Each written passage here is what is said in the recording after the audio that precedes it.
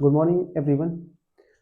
सबसे पहले तो बेटा आपका दिल से हम थैंक यू बोलते हैं। जितने भी गांव के थे भाई बंधु, जितने भी सपोर्ट किए, आपका सब दिल से धन्यवाद।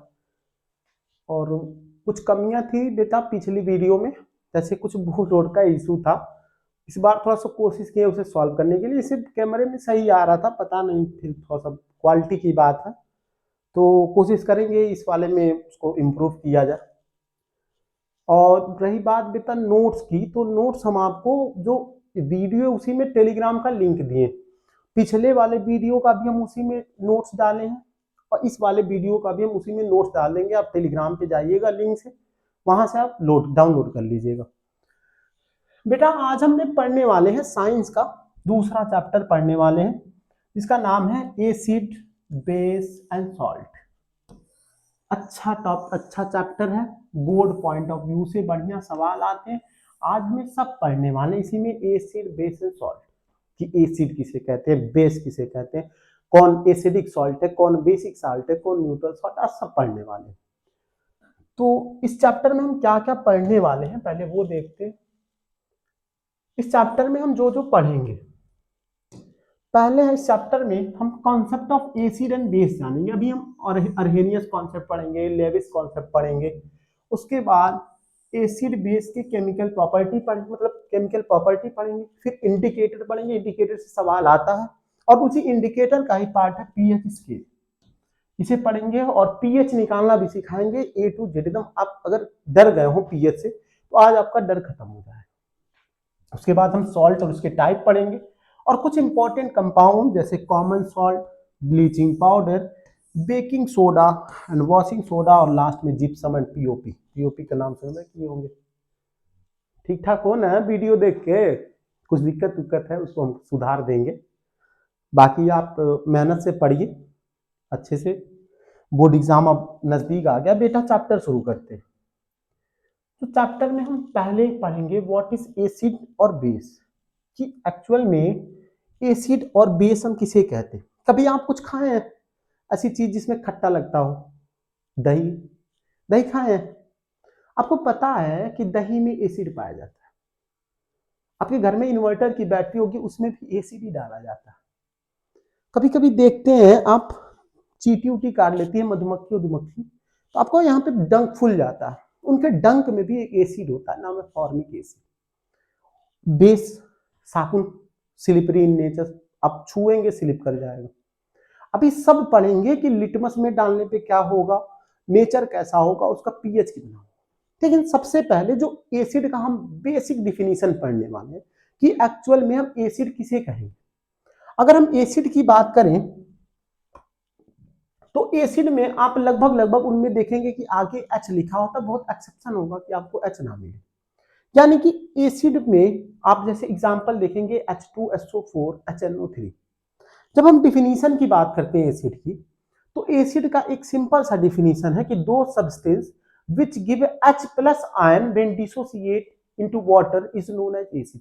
यानी कि जब हम वाटर में, पानी में जब हम एसिड को घोलते हैं, किसी भी सब्सटेंस को अगर हम पानी में घोले और उसमें से अगर आपको H प्लस आयंस मिला, कौन सा आयन? H प्लस, जिसे हम कहते हैं हाइड्रोजन आयन, तो उसे हम क्या कहते हैं? एसिड कहते हैं।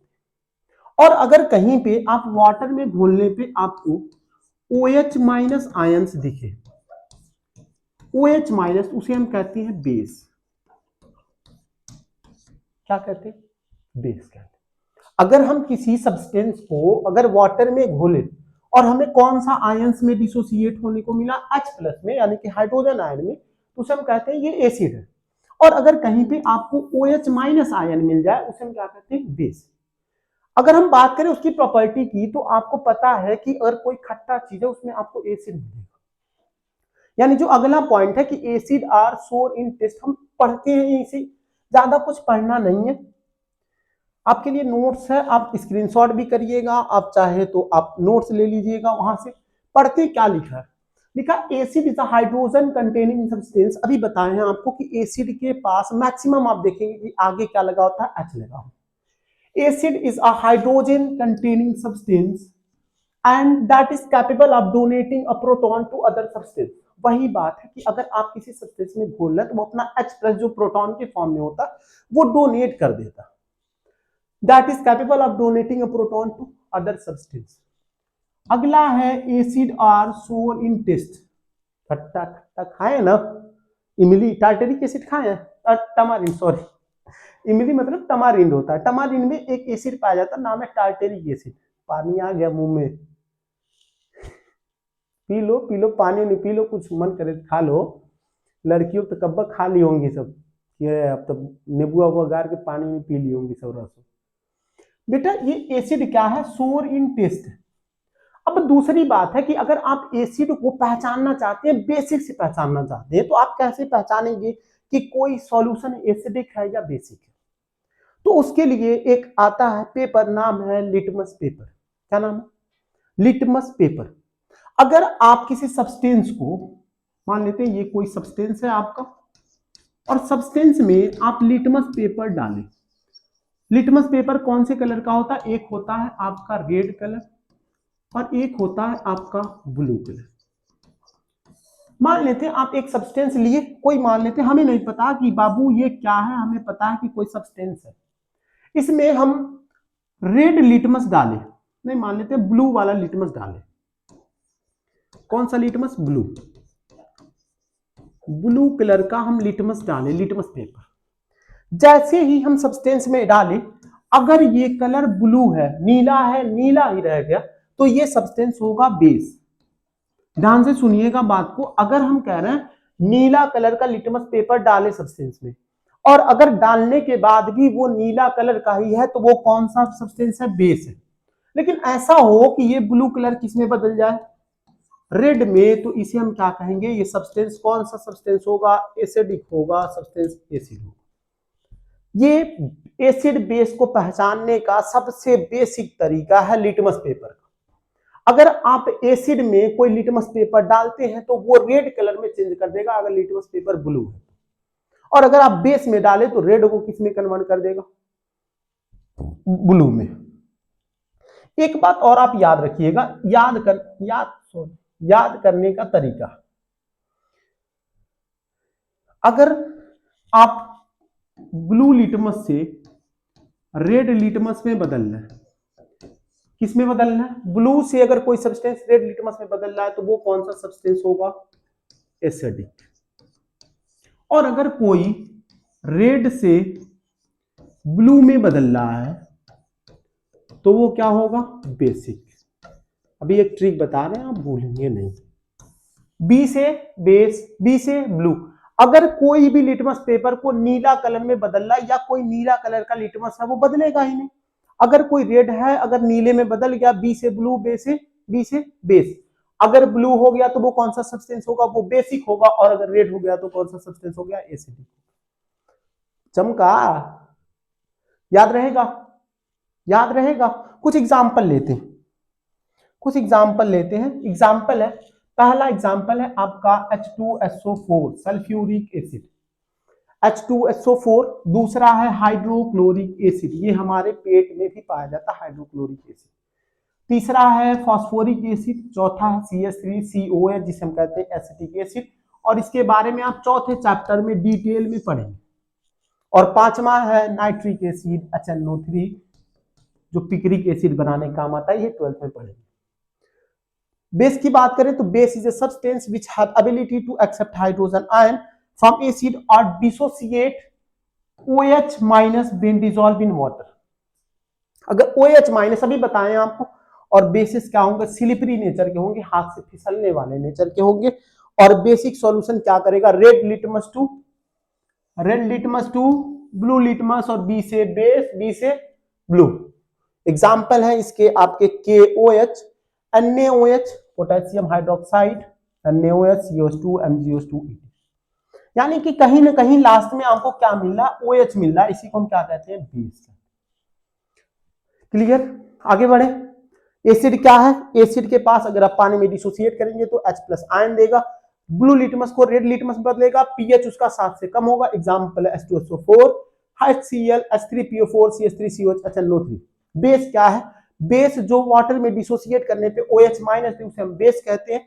वो क्या करता है, स्लिपरी नेचर होता है और रेड लिटमस को ब्लू लिटमस में कन्वर्ट करता है। एग्जांपल होगा KOH potassium hydroxide, NaOH calcium hydroxide, magnesium hydroxide, last में आपके OH दिख रहे हैं।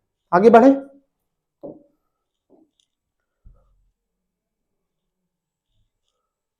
आगे बढ़ते हैं बेटा। अगला टॉपिक है, एक सवाल है, एक सवाल है, आप सवाल बताइएगा। कह रहा है कि गिवन टू सॉल्यूशन, आपको दो सॉल्यूशन दिया हुआ है A एंड B। कौन कौन सा सॉल्यूशन दिया हुआ है, A एंड B। कह रहा है pH A का 6 है और B का 10 है। A का 6 है, B का 10 है। कह रहा choose the correct answer. CBSE board का सवाल है ये, और यूपी बोर्ड में भी बहुत आता है। A का pH 6 है, B का pH 10 है। अभी बताए हैं अगर pH 7 से कम होगा तो वो एसिडिक होगा, और अगर pH 7 से ज्यादा, अभी pH के बारे में पढ़ना, अगर 7 से कम होगा तो वो एसिडिक होगा और 7 से ज्यादा होगा तो वो बेसिक होगा। यानी कि ए वाला आपको क्या लग रहा है, कमेंट बॉक्स में ईमानदारी से लिखना, ईमानदारी से कि तुम बताए थे कि नहीं बताए थे।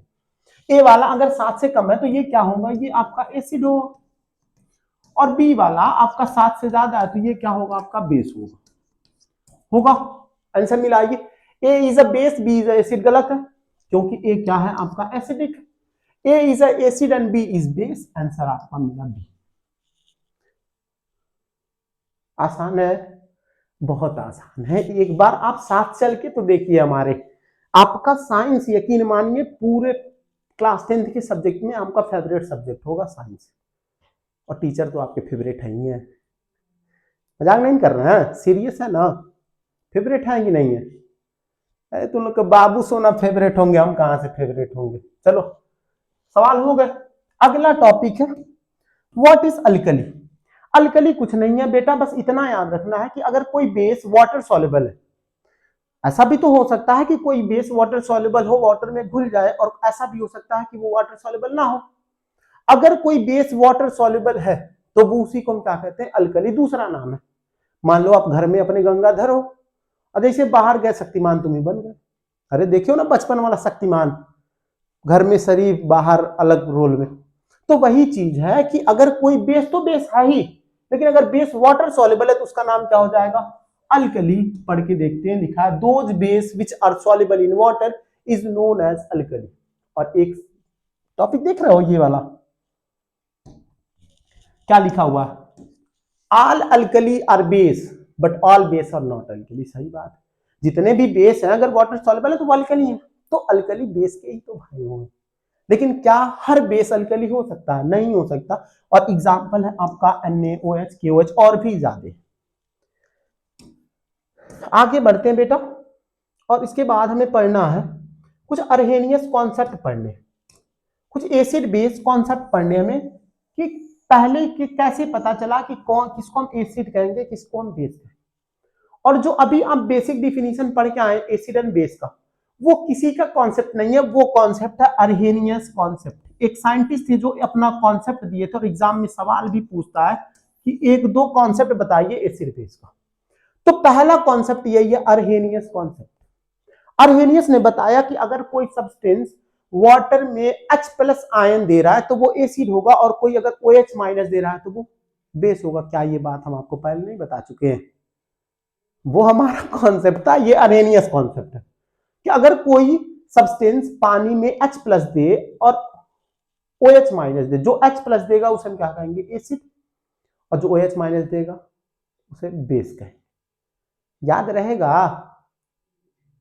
याद रहेगा नहीं रहेगा। चलो ठीक है, तुम लोग पिछले चैप्टर में ज्यादा देवरानी जेठानी कहानी सुनाए थे, आज थोड़ा सा कम सुनाएंगे। अर्हेनियस कॉन्सेप्ट समझ में आया, पढ़ लेते हैं। क्या लिखा, compound which gives H+ ion, H+ ion when dissolved in water is known as acid, and which gives OH- ion, OH- in water is known as base। क्या वही कॉन्सेप्ट है, अर्हेनियस कॉन्सेप्ट। याद रहेगा, सवाल पूछता आपसे कि डिफाइन अर्हेनियस कॉन्सेप्ट। तो अर्हेनियस कॉन्सेप्ट क्या है, ऐसा सब्सटेंस जो वाटर में H+ आयन में डिसोसिएट हो जाए, और ऐसा हो जो OH- में टूटे। जो H+ में टूटेगा उसे हम क्या कहेंगे, एसिड, और जो OH- में टूटेगा उसे क्या कहेंगे, बेस। एग्जाम्पल है, अगर देखिए हम H2SO4 को जब डिसॉल्व करेंगे H2O में, देखिए किस में टूटा है 2H प्लस में, और KOH को जब आप डिसॉल्व किए हैं तो किस में टूटा है K प्लस और OH माइनस में। अभी बताए हैं जो OH माइनस देगा उसे बेस कहेंगे और इसे क्या कहेंगे, एसिड। अगला कॉन्सेप्ट है आपका, अगला कॉन्सेप्ट है आपका लेविस कॉन्सेप्ट। अगला कॉन्सेप्ट है आपका लेविस कांस्टेंट। ये उतना बोर्ड पॉइंट ऑफ व्यू से इंपॉर्टेंट नहीं है, सवाल ज्यादा अर्हेनियस कॉन्सेप्ट से आता है सवाल आपको, तो पढ़ लेते हैं। अगला कॉन्सेप्ट है आपका लेविस कॉन्सेप्ट। लेविस एक साइंटिस्ट थे, वो बताए कि सर मान लीजिए कि हम H प्लस OH माइनस से तो समझ जा रहे हैं कि एसिड क्या है बेस क्या, लेकिन ऐसा भी तो हो सकता है कि सर कहीं पे आपको H या OH माइनस देखने को ही ना मिले, तब हम कैसे जाने कि कौन एसिड है कौन बेस है। तो वो दो कॉन्सेप्ट लेके आए, एक इलेक्ट्रोफाइल का एक न्यूक्लियोफाइल। वो कहे कि अगर कोई ऐसा एटम हो, ऐसा कोई न्यूट्रल एटम हो जिसका एक लोन पेयर, एक इलेक्ट्रॉन उसका डी ऑर्बिटल खाली हो, जैसे यहां पे लिखा है इलेक्ट्रॉन पेयर एक्सेप्ट, वही बताने वाले थे अभी कि न्यूट्रल मॉलिक्यूल जिसका सेंट्रल एटम है इनकम्प्लीट ऑक्टेट हो। ऑक्टेट समझते हैं, हर इलेक्ट्रॉन चाहता है कि हमारे सेल में 8 इलेक्ट्रॉन स्टेबल होने के लिए चाहे, लेकिन कोई ऐसा एटम हो जिसके पास केवल 6 इलेक्ट्रॉन हो। और एग्जांपल में अभी देखेंगे हम एल्युमिनियम के बारे में, एग्जांपल देखेंगे एल्युमिनियम का, जब Cl से बॉन्ड बनाया है तो इसके पास अभी भी 2 इलेक्ट्रॉन की जगह है, क्या ये 2 इलेक्ट्रॉन एक्सेप्ट कर सकता है?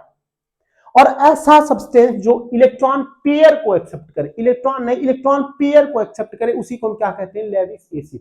और लेविस एसिड को ही हम क्या कहते हैं, इलेक्ट्रोफाइल, मतलब इलेक्ट्रॉन की कमी। और अगर लेविस बेस की बात करें तो अब ये सी बात है, अगर लेविस एसिड लेने वाला है तो बेस क्या होगा, देने वाला होगा।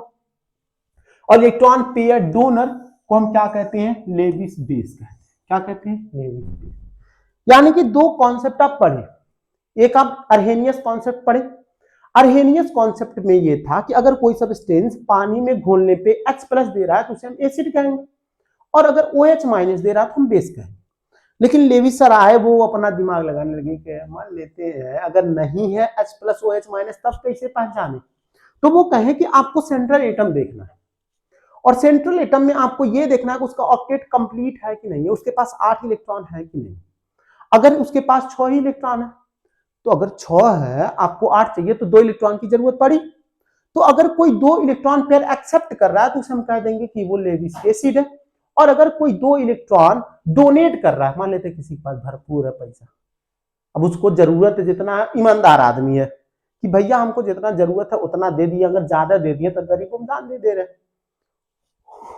बैठे तो है। यहां पे देखिए इसके पास 6 इलेक्ट्रॉन है, इसके पास भी 6 इलेक्ट्रॉन, आपको पता है बॉन्ड बनते हैं तो 2 इलेक्ट्रॉन, यानी कि इलेक्ट्रॉन की कमी और इलेक्ट्रॉन पेयर को एक्सेप्ट करेगा उसे हम क्या कहेंगे, लेविस एसिड कहेंगे। और जो इलेक्ट्रॉन पेयर डोनेट करेगा उसे हम क्या कहेंगे, लेविस बेस कहेंगे। और एग्जांपल में आपको H2O मिलेगा, NH3। NH3 कभी कभी एसिडिक का काम भी करता है, लेकिन वो बेसिक डोमिनेटिंग नेचर का होता है, क्योंकि इनके पास लोन पेयर होते हैं, और ये लोन पेयर क्या करते हैं, डोनेट करते हैं लेविस एसिड को।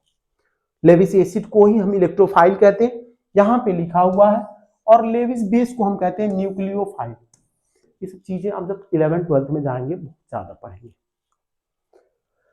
उसके बाद आता है बेटा सॉल्ट। ये चैप्टर के हम अभी बीच में पढ़ेंगे डिटेल में, बस यहां आपको बताने का मतलब ये है कि कभी भी अगर एसिड और बेस एक दूसरे से रिएक्शन करेंगे, किससे रिएक्शन करेंगे, अरे कभी कभी हो जाता है एसिड बेस का भी रिएक्शन हो जाता है।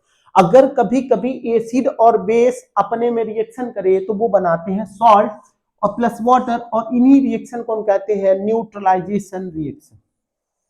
कौन सा रिएक्शन कहते हैं, न्यूट्रलाइजेशन रिएक्शन। और बहुत ही इंपॉर्टेंट रिएक्शन है, अभी हम इसके बारे में पूरा डिटेल में पढ़ेंगे सॉल्ट कि एसिडिक सॉल्ट कौन है, बेसिक सॉल्ट कौन है, न्यूट्रल सॉल्ट। बस इतना याद रहे कि अगर एसिड बेस का रिएक्शन हुआ क्या बनेगा, सॉल्ट बनेगा और वाटर बनेगा, और इसी को क्या कहेंगे, न्यूट्रलाइजेशन रिएक्शन। ये था आपका थोड़ा सा बेसिक सी चीज है। अच्छा आपके लिए नोट्स, हम सॉरी थोड़ा सा आप हट जा रहे हैं, आप स्क्रीनशॉट कर लीजिएगा, हम ध्यान नहीं दें। पहला स्क्रीनशॉट ये करिए एसिड वाला, दूसरा करिए ये वाला अल्केली अरहेनियस कॉन्सेप्ट, और तीसरा आप करिए ये वाला। हो गया? अरे करो रहे हो कि हमको झुट्टे बगलिए में बैठाए हो। चलो अगला हम पढ़ते हैं chemical property of acid base and salt. पढ़ा जाए। अगला हमें पढ़ना है chemical property of acid base and salt, और बहुत ही इंपॉर्टेंट चीज आप पढ़ने जा रहे हैं, और यही रिएक्शन देख के आप डर जाते हैं। अरे समझ रहे हैं, खाना ना खा पड़ रहे हो ना, यही रिएक्शन देख के आप डर जाते हैं कि सर सब तो हमको समझ में आता है, लेकिन जब रिएक्शन की बारी आती है तो बाबू याद आ जाता है हमारा, पूछने लगते हैं बाबू खाना खाए। यही आज आपका डर भगाने वाले हम केमिकल प्रॉपर्टी पढ़ के एसिड बेस का। और सबसे पहला जो रिएक्शन हमें पढ़ने वाले हैं वो है रिएक्शन विथ मेटल, कि अगर हम एसिड और बेस का मेटल के साथ रिएक्शन कराएं तो हमें क्या मिलता है। अच्छा ईमानदारी भर बताइएगा, चलिए हम समझ रहे हैं आप नहीं जानते होंगे, लेकिन क्या अगला चैप्टर आप मेटल नॉन मेटल पढ़ेंगे, और आपको पता होना चाहिए कि मेटल के पास टेंडेंसी होती है इलेक्ट्रॉन डोनेट करने की, और उसका नेचर होता है बेसिक नेचर का। कौन से नेचर का? बेसिक नेचर का। क्या अभी जस्ट आप एक स्लाइड पहले आप सॉल्ट के बारे में पढ़ के आए कि अगर एसिड और बेस का रिएक्शन होगा तो आपको सॉल्ट मिलेगा, और क्या मिलेगा? हाइड्रोजन गैस मिलेगा, अरे सॉरी वाटर मिलेगा। अभी जस्ट पढ़ के आए। तो अगर हम एसिड का रिएक्शन मेटल के साथ कराएं तो क्या ये एसिड और मेटल कौन से नेचर का? बेसिक नेचर का। कौन से नेचर का? बेसिक नेचर का। क्या एसिड बेस का रिएक्शन होगा, सॉल्ट बनेगा, और सॉल्ट के साथ साथ आपको एक इंपॉर्टेंट गैस मिलता है, नाम है हाइड्रोजन गैस। नाम है इसका हाइड्रोजन गैस। और आपको बेटा सही बता रहे हैं, आपको कुछ याद नहीं करना, केवल एक लाइन याद रखना है, ये केवल आपको यही लाइन याद रखना है कि जब हम एसिड का रिएक्शन मेटल के साथ कराएंगे तो हमें सॉल्ट मिलेगा और हाइड्रोजन गैस मिलेगा। केवल एक ये रटने वाली चीज नहीं है, ईमानदारी भर बता रहे हैं, ये रटने वाला चीज है ही नहीं। आपको पता होना चाहिए कि ये क्या है, एसिड, और ये क्या है, मेटल।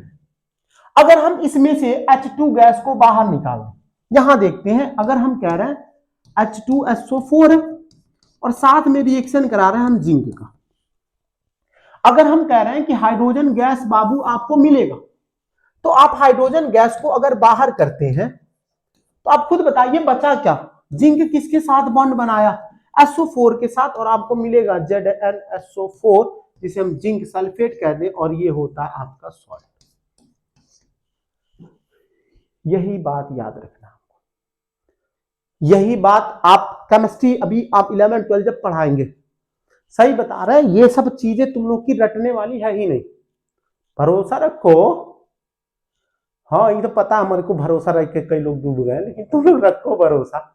मजाक कर रहे हैं, ईमानदारी से आप भी लॉयल है हमारे साथ, हम भी लॉयल रहेंगे। आप इतना सपोर्ट कर रहे हैं, आपके लिए तो हम कुछ भी कर सकते हैं।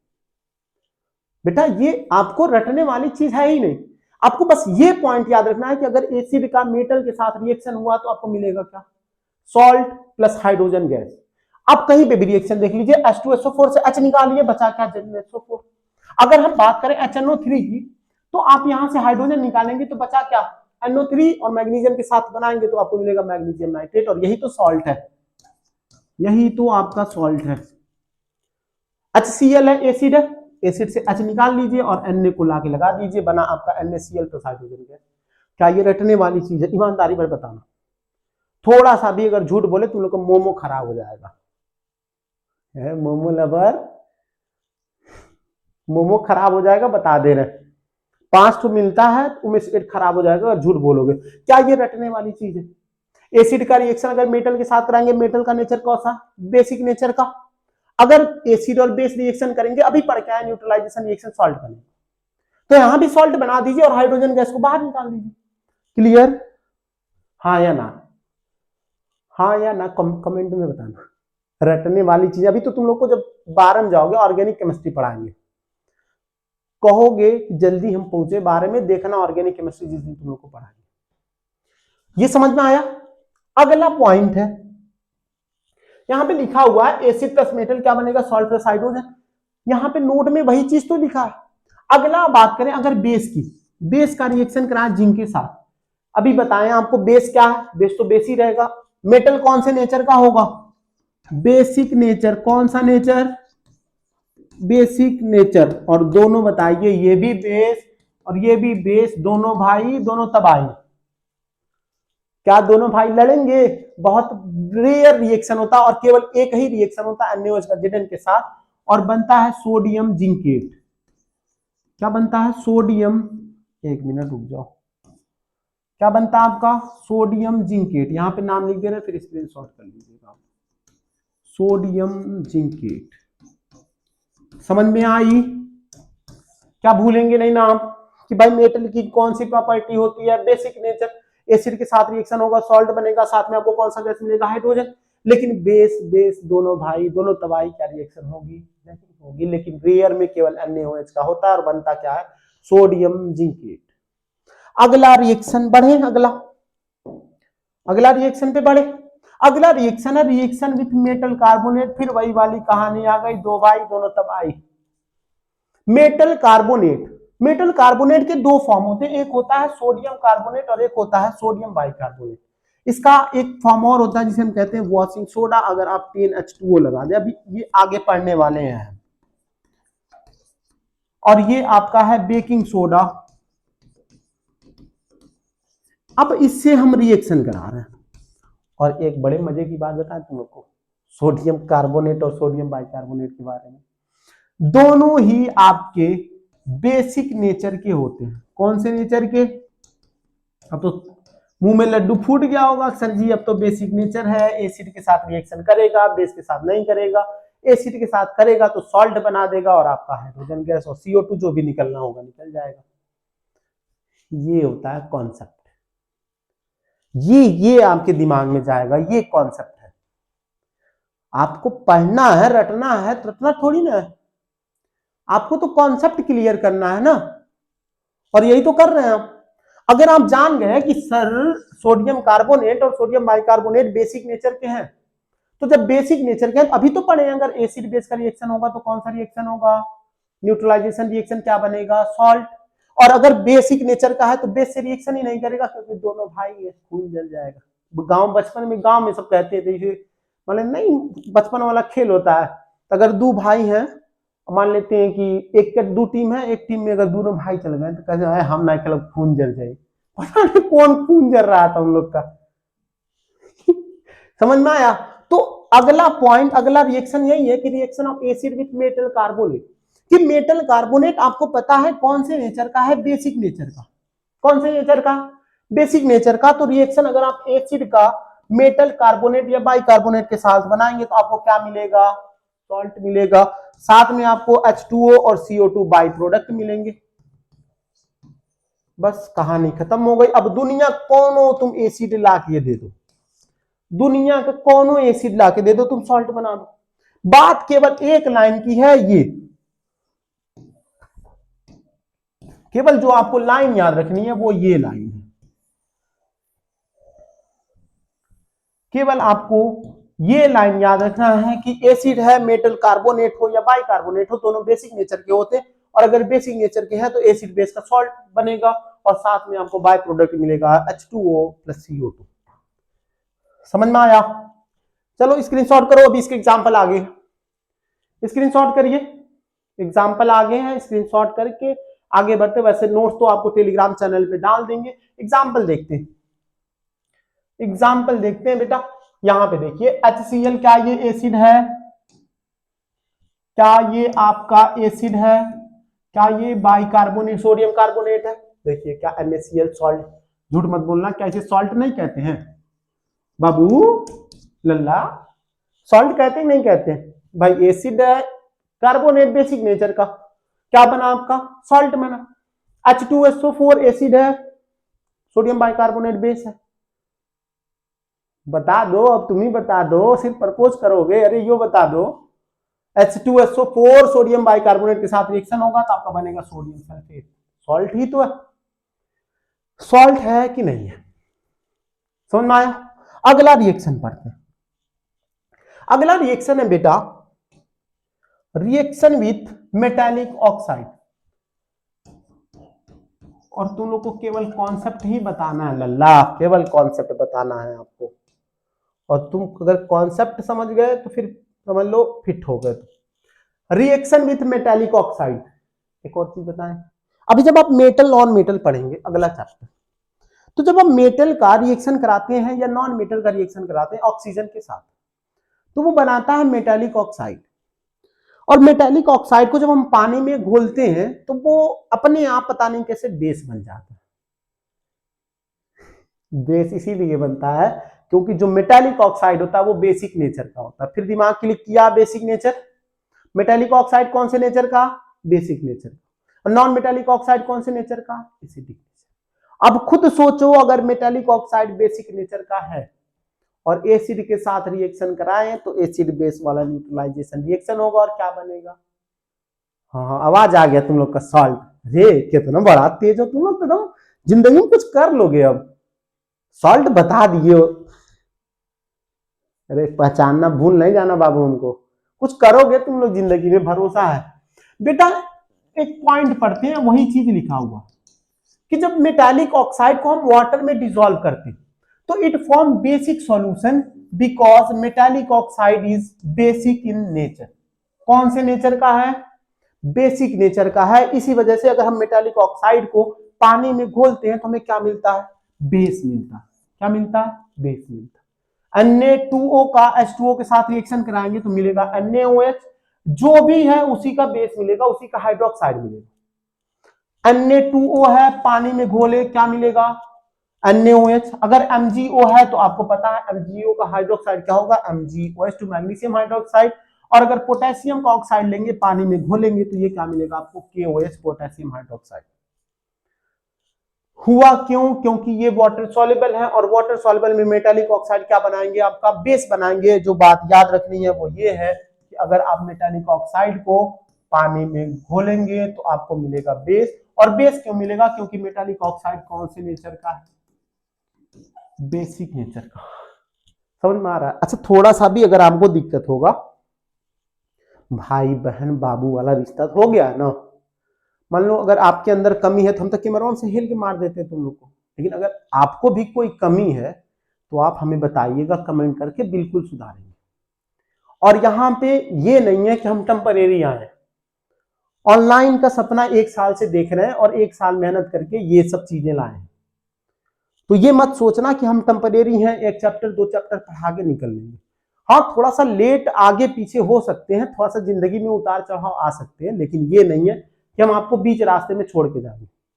पहले दिन आए थे तुम लोगों को कहे थे बाबू बहनी बोर्ड एग्जाम तक ऐसे उठा के तुमको लेके जाएंगे, और सही बता रहे हैं, बोर्ड एग्जाम ये पूरा साइंस आपको न पढ़ा दिए, आपको लेके जाएंगे। बस तुम लोग भरोसा रखो और अपने आप पे कोऑपरेट करो और खुद को समय दो। अगर आप खुद को समय नहीं देंगे तो यकीन मानिए फिर आप जिंदगी में कुछ कर नहीं पाएंगे, और बढ़िया से करोगे तो लास्ट में तुम लोग को शायरी और 2-4 तो सुना जाएंगे। समझ रहे हो ना? पढ़ो। अब वही कहानी अब नॉन मेटालिक ऑक्साइड के साथ हो गया। ये क्या कह रहा है? Reaction of metallic oxide with water. अब वही बात आपको बताए हैं कि बाबू मेटालिक ऑक्साइड कौन से नेचर का है? बेसिक नेचर का। कौन से नेचर का है? बेसिक नेचर का। रिएक्शन किससे करा रहे हैं? एसिड से। मेटालिक ऑक्साइड बेसिक नेचर, और रिएक्शन किससे करा रहे हैं? एसिड से। एसिड बेस रिएक्शन अब तक तो तुम लोग को दिमाग में चढ़ गया होगा, सर न्यूट्रलाइजेशन रिएक्शन होगा और ये तो सॉल्ट बनेगा। देखो यहां पे लिखा हुआ है मेटालिक ऑक्साइड। केवल ये वाली लाइन तुमको याद रखनी है बेटा, केवल ये वाली लाइन। एग्जाम्पल अगर रटे तो बहुत मार मारेंगे और बर्गर तुम लोग का खाते हुए मुंह से छीन लेंगे। तुम लोग को केवल एक लाइन याद रखना कि मेटालिक ऑक्साइड जब एसिड के साथ रिएक्शन होगा तो क्या बनाएगा? सॉल्ट। क्योंकि मेटालिक ऑक्साइड कौन से नेचर का है? बेसिक नेचर का है। कौन से नेचर का है? बेसिक नेचर का। कोई दिक्कत? एग्जाम्पल देख लो। सोडियम ऑक्साइड कौन से नेचर का? बेसिक। HCl क्या है? एसिड। दोनों का रिएक्शन होगा, क्या बना आपका? सॉल्ट बना NaCl। क्या नहीं बना? सॉल्ट। MgSO4 मैग्नीशियम सल्फेट, ये भी सॉल्ट बना, और कैल्शियम नाइट्रेट, ये भी सॉल्ट बना। किसका रिएक्शन हो रहा है? क्या हम बेस का रिएक्शन करा रहे हैं? नहीं सर जी, बेस नहीं है, ये तो मेटालिक ऑक्साइड। मेटालिक ऑक्साइड कौन से नेचर का? बेसिक नेचर का। और बेसिक नेचर का है तो आप एसिड के साथ रिएक्शन कराएंगे तो अब ये सी बात है, क्या बनेगा? सॉल्ट बनेगा। स्क्रीन शॉट करो नन्हे मुन्ने बच्चों, मेरे लल्लो, स्क्रीन शॉट करिए। आगे बढ़े, कोई दिक्कत नहीं ना। अगर मेटालिक ऑक्साइड है, मेटालिक ऑक्साइड बेसिक नेचर का है, अगर हम पानी में घोलेंगे तो बेस बनाएगा। फिर मेटालिक ऑक्साइड अगर बेसिक नेचर का है तो एसिड के साथ रिएक्शन कराएंगे तो सॉल्ट बनेगा। कोई दिक्कत? लाइक कोई दो, कुछ दिक्कत है? नहीं है तो लाइक कोई दो, कमेंट करो। तो आगे बढ़े, चलिए आगे बढ़ते हैं। अगला टॉपिक है आपका reaction of non metallic with water. अब तक तो तुम लोग एक्सपर्ट हो गए हो मेरे लल्ले। अरे डीएम बनो, कलेक्टर बनो, कुछ करो कि जिंदगी भर हुआ करोगे बाबू सोना। अगला टॉपिक है आपका reaction of non metallic oxide with water. अभी किसका पढ़ के आए हम लोग? अभी किसका? अच्छा थोड़ा सा यहाँ पे अगर दिक्कत होगा तो आप एडजस्ट कर लीजिएगा, पता नहीं कैसे वो आ जा रहा है इसमें। अगला टॉपिक है reaction of non metallic oxide. अभी आप क्या पढ़ के आए हैं? Metallic oxide. अब क्या पढ़ना है आपको? Non metallic oxide. अच्छा थोड़ा थोड़ा सा आप गेस कर सकते हैं, अगर मेटालिक ऑक्साइड बेसिक नेचर का है, अगर मेटालिक ऑक्साइड बेसिक नेचर का है तो नॉन मेटालिक ऑक्साइड कौन से नेचर का होगा? अरे वाह, वो तुम लोग तो एकदम एक्सपर्ट हो गए, तुरंत इतना तेज आवाज दे रहे हो कि यहां तक आ जा रहा है एसिडिक नेचर का। नॉन मेटालिक ऑक्साइड कौन से नेचर का होगा? Acidic nature. कौन से नेचर का? अब आप खुद सोच लीजिए, अगर एसिडिक नेचर का है, अगर एसिडिक नेचर का है तो अगर मेटालिक ऑक्साइड था पानी में घोलने पे बेस बना रहा था, तो नॉन मेटालिक ऑक्साइड अगर एसिडिक नेचर का है पानी में घोलेंगे तो क्या बनाएगा? अब ये सी बात है, एसिड बनाएगा। देख लो यहाँ पे CO2 था, नॉन मेटालिक ऑक्साइड। अच्छा पता, अच्छा नॉन मेटल भी पढ़ाएंगे अगले चैप्टर में। CO2 आपको इतना पता होना चाहिए कि नॉन मेटालिक ऑक्साइड। अब नॉन मेटालिक ऑक्साइड कौन से नेचर का? एसिडिक। पानी में डालेंगे तो क्या बना आपका? Carbonic acid H2CO3। SO2 क्या है? नॉन मेटालिक ऑक्साइड, पानी में डाले बना H2SO4, नाम है सल्फ्यूरिक एसिड। कोई दिक्कत? अगला है उसी का जस्ट भाई भाई वाला रिएक्शन, नॉन मेटालिक ऑक्साइड कौन से नेचर का? एसिडिक। किससे रिएक्शन करा रहे हैं? बेस से। एसिड बेस रिएक्शन सॉल्ट बनेगा। एग्जांपल देख लो, CO2 का अगर रिएक्शन हम CaOH2 से करा रहे हैं तो बन रहा है कैल्शियम कार्बोनेट, और ये एक टाइप का आपका सॉल्ट है। और अगर SO2 का रिएक्शन करा रहे हैं MgOH2 से तो बना आपका MgSO4, ये भी एक तरह से सॉल्ट है। समझ में आया? स्क्रीनशॉट लो। अब थोड़ा सा आगे बढ़ने से पहले एक बार हम आपको रिएक्शन रिकैप करा दे रहे एक बार। सबसे पहले हम पढ़े रिएक्शन विथ मेटल। अगर एसिड रिएक्शन हम मेटल करा रहे हैं, अभी बताएं मेटल कौन से नेचर का? एसिडिक, बेसिक नेचर का। तो अगर बेसिक नेचर का एसिड के साथ रिएक्शन कराएंगे तो क्या मिलेगा आपको? सॉल्ट, प्लस साथ में क्या मिलेगा? Hydrogen gas. केवल ये लाइन याद रखना है कि अगर एसिड का रिएक्शन मेटल के साथ होगा, मेटल बेसिक नेचर का, आपको मिलेगा सॉल्ट प्लस H2O। अगला बताए हैं मेटल कार्बोनेट हो या बाइकार्बोनेट हो, वो भी क्या होते हैं? बेसिक नेचर के होते हैं। अभी आप पढ़ेंगे कि ये कार्बोनेट एंटी एसिड की तरह काम करते हैं, मतलब कभी एसिडिटी अगर पेट में हो जाए तो आप अगर बेकिंग सोडा खा ले तो वो आपका न्यूट्रलाइजेशन का। अरे गधों, घरे नहीं खाने लगना बता रहे हैं कि ये बेसिक नेचर का हो। फिर अगला रिएक्शन हम पढ़े हैं, अगला रिएक्शन पढ़े हम reaction metallic oxide. Metallic oxide कौन सा नेचर का होगा? बेसिक नेचर का होगा। पानी में घोलने पे क्या बनाएगा? बेस बनाएगा। और अगर एसिड के साथ रिएक्शन कराएंगे तो सॉल्ट प्लस वाटर मिलेगा। फिर अगला रिएक्शन पढ़े reaction of non metallic oxide. Non metallic oxide कौन से नेचर का होगा? एसिडिक नेचर का। पानी में घोलेंगे तो एसिड बनाएगा और बेस के साथ रिएक्शन कराएंगे तो सॉल्ट बनेगा। कोई दिक्कत? आगे बढ़ते हैं लल्ला, मेरे मुन्ना बच्चा। अगला टॉपिक है, और कभी कभी 3 नंबर का सवाल पूछता है आपसे IQ टेस्ट करने के लिए। वैसे बुद्धि तो तुम लोग का जानना है कि आधा घुटने में है, लेकिन तुम लोग हो काबिल तो हो। अगला टॉपिक है कि what happen to acid and base when dissolve in water. अच्छा रुक जाओ, कलर थोड़ा सा चेंज कर ले, इस पे पूरा ग्रीन ही है तो थोड़ा सा ये वाला कर। कह रहा अगला topic, what happen to acid and base when dissolve in water, कि जब हम एसिड और बेस को वाटर में डिसॉल्व करते हैं तो क्या होता है, और ये बात तुम लोग मंद मंद मुस्कुरा रहे होगे क्योंकि आप शुरू में ही पढ़ के आए हो कि जब हम एसिड या बेस को अगर पानी में डिसोसिएट करेंगे तो वो अपने आयंस में टूट जाते हैं। आयंस मतलब क्या, एसिड अपने H+ आयंस में टूट जाएगा और बेस किस में टूटेगा, OH- में। लेकिन एक बात जो याद रखनी है कि ये बहुत ही एक्सोथर्मिक प्रोसेस होता है। कौन सा प्रोसेस होता है, एक्सोथर्मिक। याद है पिछले चैप्टर में एक्सोथर्मिक किसे कहते थे, जिसके पास हीट रिलीज हो, यानी कि जब आप HCl को पानी में मिलाते हैं तो हीट रिलीज होता है। इसी वजह से बहुत ही ध्यानपूर्वक आपको पानी में एसिड मिलाना चाहिए। क्यों मिलाना चाहिए, क्योंकि बहुत ही एक्सोथर्मिक प्रोसेस है, और एक्सोथर्मिक मतलब क्या, मिलाएंगे हीट निकलेगा और आपको बर्न भी कॉज कर सकता है। देखिए HCl को जब हम पानी में मिलाएंगे,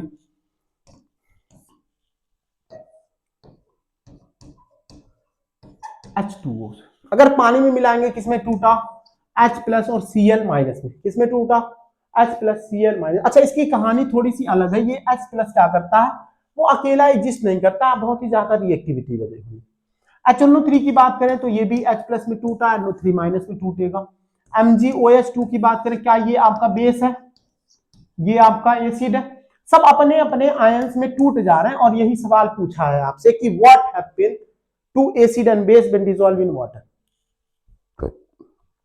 कि जब आप पानी में एसिड और बेस को घोलते हैं तो क्या होता है, एक सिंपल सी बात है, वो अपने आयंस में टूट जाते हैं।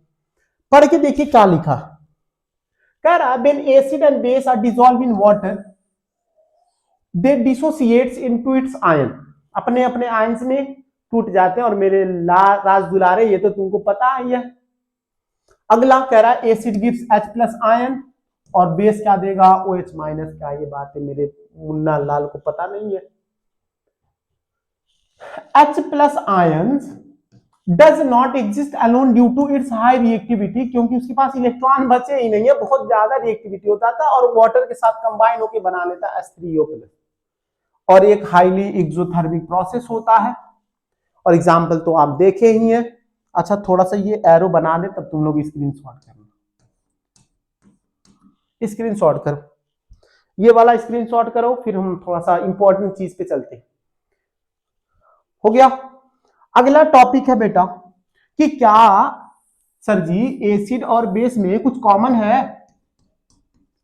सर जी ये तो बता दिए कि आप एसिड और बेस पानी में घोलेंगे तो वो अपने आयंस में टूट जाएंगे, लेकिन क्या इनके बीच में कुछ कॉमन है, कॉमन है बाबू।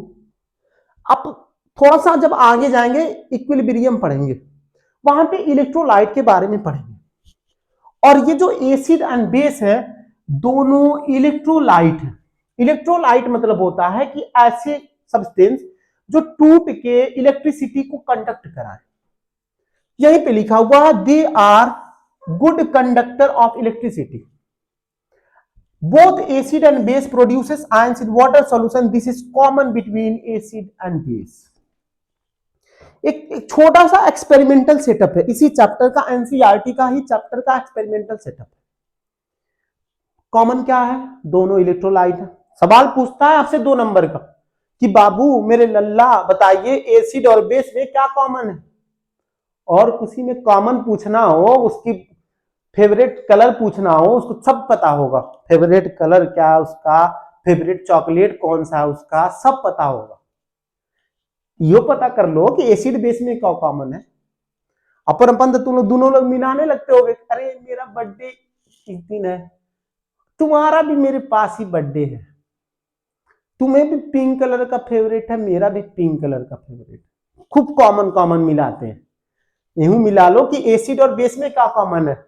एसिड बेस में एक ही चीज जो कॉमन है वो है कि दोनों क्या है, इलेक्ट्रोलाइट है। और इलेक्ट्रोलाइट मतलब वो इलेक्ट्रिसिटी को क्या करेंगे, कंडक्ट कराएंगे, और जब पानी में डालेंगे तो वो अपने आयंस में टूट जाते हैं। कोई दिक्कत। एक एक्सपेरिमेंटल सेटअप इसी टॉपिक का एक्सपेरिमेंटल सेटअप है जो अगले पेज पे इसी का एक्सपेरिमेंट है। एक्सपेरिमेंट क्या है बाबू, एक्सपेरिमेंट क्या है, ये आप एक सॉल्यूशन लिए, आप 2 सॉल्यूशन लिए, अब पूरा आप सॉल्यूशन में क्या किए, तार और लगा के यहां पे देखिए 2 आयरन नेल लिए हैं और इनको तार से कनेक्ट करा के एक बैटरी लगा दिए हैं, और बैटरी के साथ एक बल्ब लगा दिया गया। थोड़ा सा कलम ही हम खराब है क्योंकि हम लोग बचपन से सिर्फ सीनरी बनाना जाने, माउंटेन और पर्वत इतने जन्म किए लल्ला हम लोग, और स्कूल में भी हम नहीं बना पाते जहां पढ़ाते बेटा। ये दो अच्छा ये बड़ा ही भाई यार बदसूरत किस्म का बना है, रहने दो तुम इसी सेटअप में देखो, दिखाई तो दे रहा होगा। ये एक्सपेरिमेंटल सेटअप है। ये बताता है कि आप जो कॉमन की बात कर रहे थे वो आप इलेक्ट्रिसिटी कंडक्ट की बात कर रहे थे, वो कैसे आप प्रूफ करेंगे। तो हम सबसे पहले क्या करते हैं, एक बीकर लेते हैं और बीकर में हम ग्रेफाइट रॉड ले, कलर चेंज कर ले, रुक जाइए, हम बीकर में एक ग्रेफाइट रॉड लेंगे, ये आपका दोनों रॉड है, और इसमें हम कुछ HCl सॉल्यूशन डालें, मतलब पानी था, पहले से पानी था, पानी में हम क्या डालें, HCl डालें। आपको पता है कि जैसे ही हम एसिड या बेस को पानी में डालेंगे किसमें टूटेंगे, अपने आयंस में। और ये जो देख रहे हैं बल्ब देख रहे हैं, जैसे ही हम इसमें कुछ डाइल्यूट HCl डाले और इलेक्ट्रिसिटी पास करा, पता चला कि ये बल्ब तो चल गया। आपको अभी इलेक्ट्रिसिटी चैप्टर भी पढ़ाना, उसमें आप पढ़ेंगे कि जब तक सर्किट कंप्लीट नहीं होगा, क्लोज नहीं होगा, इलेक्ट्रिसिटी तो कंडक्ट ही नहीं होगी। तो यहां पे तो क्लोज नहीं है सर, तब कैसे होगा। एक्चुअल में ये HCl जो एसिड डाले हैं उनका काम है अपने आयंस में टूट के इलेक्ट्रिसिटी को कंडक्ट करना। लेकिन इसी का एक और पहलू भी है, वो पहलू हम यहां बता दे रहे हैं कि मान लेते हैं सर हमें HCl डाले, आप एसिड बेस डाल रहे हैं, नहीं नहीं हमें नहीं चाहिए, आप हमें सर जी ग्लूकोज डाल के बताइए, ग्लूकोज डाल के बताइए बल्ब ग्लो होगा कि नहीं होगा। हम कहे ठीक है, अगर आपकी ख्वाहिश है तो हम डाल के चेक करते हैं। जब डाले यहाँ पे पूरा तार बना दे लल्ला, ये आपका तार है, ये बल्ब है मेरा, और ये आपका H2O पानी। अब जैसे ही इसमें हम ग्लूकोज डाले, आप तो खुशी से पागल लग रहे हैं, बल्ब भरेगा सर जी, बल्ब भरेंगे लल्ला, यही तो दिक्कत है। जैसे ही हम ग्लूकोज डालेंगे और सोचेंगे बाबू इलेक्ट्रिसिटी पास कराए बल्ब ग्लो होगा, तो कहेगा बल्ब नहीं, हम कंप्लीट ही नहीं है तो हम ग्लो क्यों करें। पूछा गया क्यों कंप्लीट नहीं है, कहा भैया जो तुम ये एसिड डाल रहे थे वो अपने आयंस में टूट जा रहे थे, लेकिन ये जो ग्लूकोज है ये कह रहा नहीं नहीं हम टूटेंगे ही नहीं।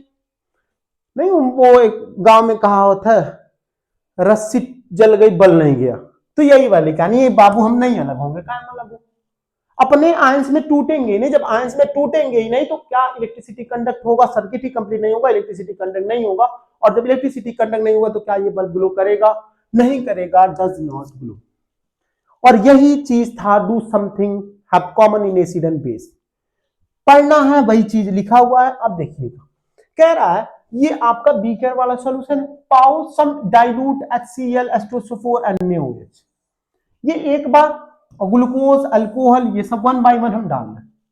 जब हम ये डालें एसिड एसिड और बेस, जब हम ये डालें तो बल्ब ग्लो हो गया। क्यों ग्लो हो गया, क्योंकि वो अपने आयंस में टूट गए, लेकिन जैसे ही हम ग्लूकोज या अल्कोहल डालें नहीं ग्लो हुआ। क्यों नहीं ग्लो, क्योंकि वो आयंस अपने नहीं टूटे। पढ़िए क्या लिखा, बल्ब विल ग्लो, देखिए बल्ब जला when we pour some dilute HCl NaOH H2SO4। आप बिकॉज पढ़ने से पहले खुद अपने दिमाग में सोचिए क्यों, क्योंकि एसिड और बेस अपने आयंस में डिसोसिएट हो गए, और यही चीज लिखा हुआ, because acid and base dissociate into ions and conduct electricity. लेकिन दूसरी कहानी ग्लूकोज वाली हम नहीं टूटेंगे, वही वाली है कि bulb will not glow in case of powering glucose and alcohol because they do not conduct electricity, क्योंकि वो अपने आयंस में नहीं टूटे थे। समझ में आया, समझ में आया, स्क्रीनशॉट करिए। अगले चैप्टर पे, अगले मतलब अगले टॉपिक पे बढ़ते हैं, सॉरी अभी तो चैप्टर लंबा, बढ़े आगे, स्क्रीनशॉट कर लिए, आगे बढ़ते हैं। अगला बहुत ही इंपॉर्टेंट टॉपिक, नाम है इंडिकेटर, नाम है आपका इंडिकेटर। अरे हु वाला इंडिकेटर, बाइक का इंडिकेटर नहीं, केमिस्ट्री का इंडिकेटर। इंडिकेटर मतलब क्या, किसी चीज को इंडिकेट करना। देखिए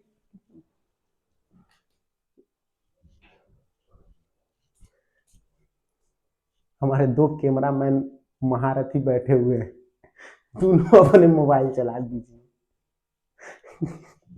वही देखने गए थे कितना मिनट की वीडियो होगा। चलिए बढ़ा जाए।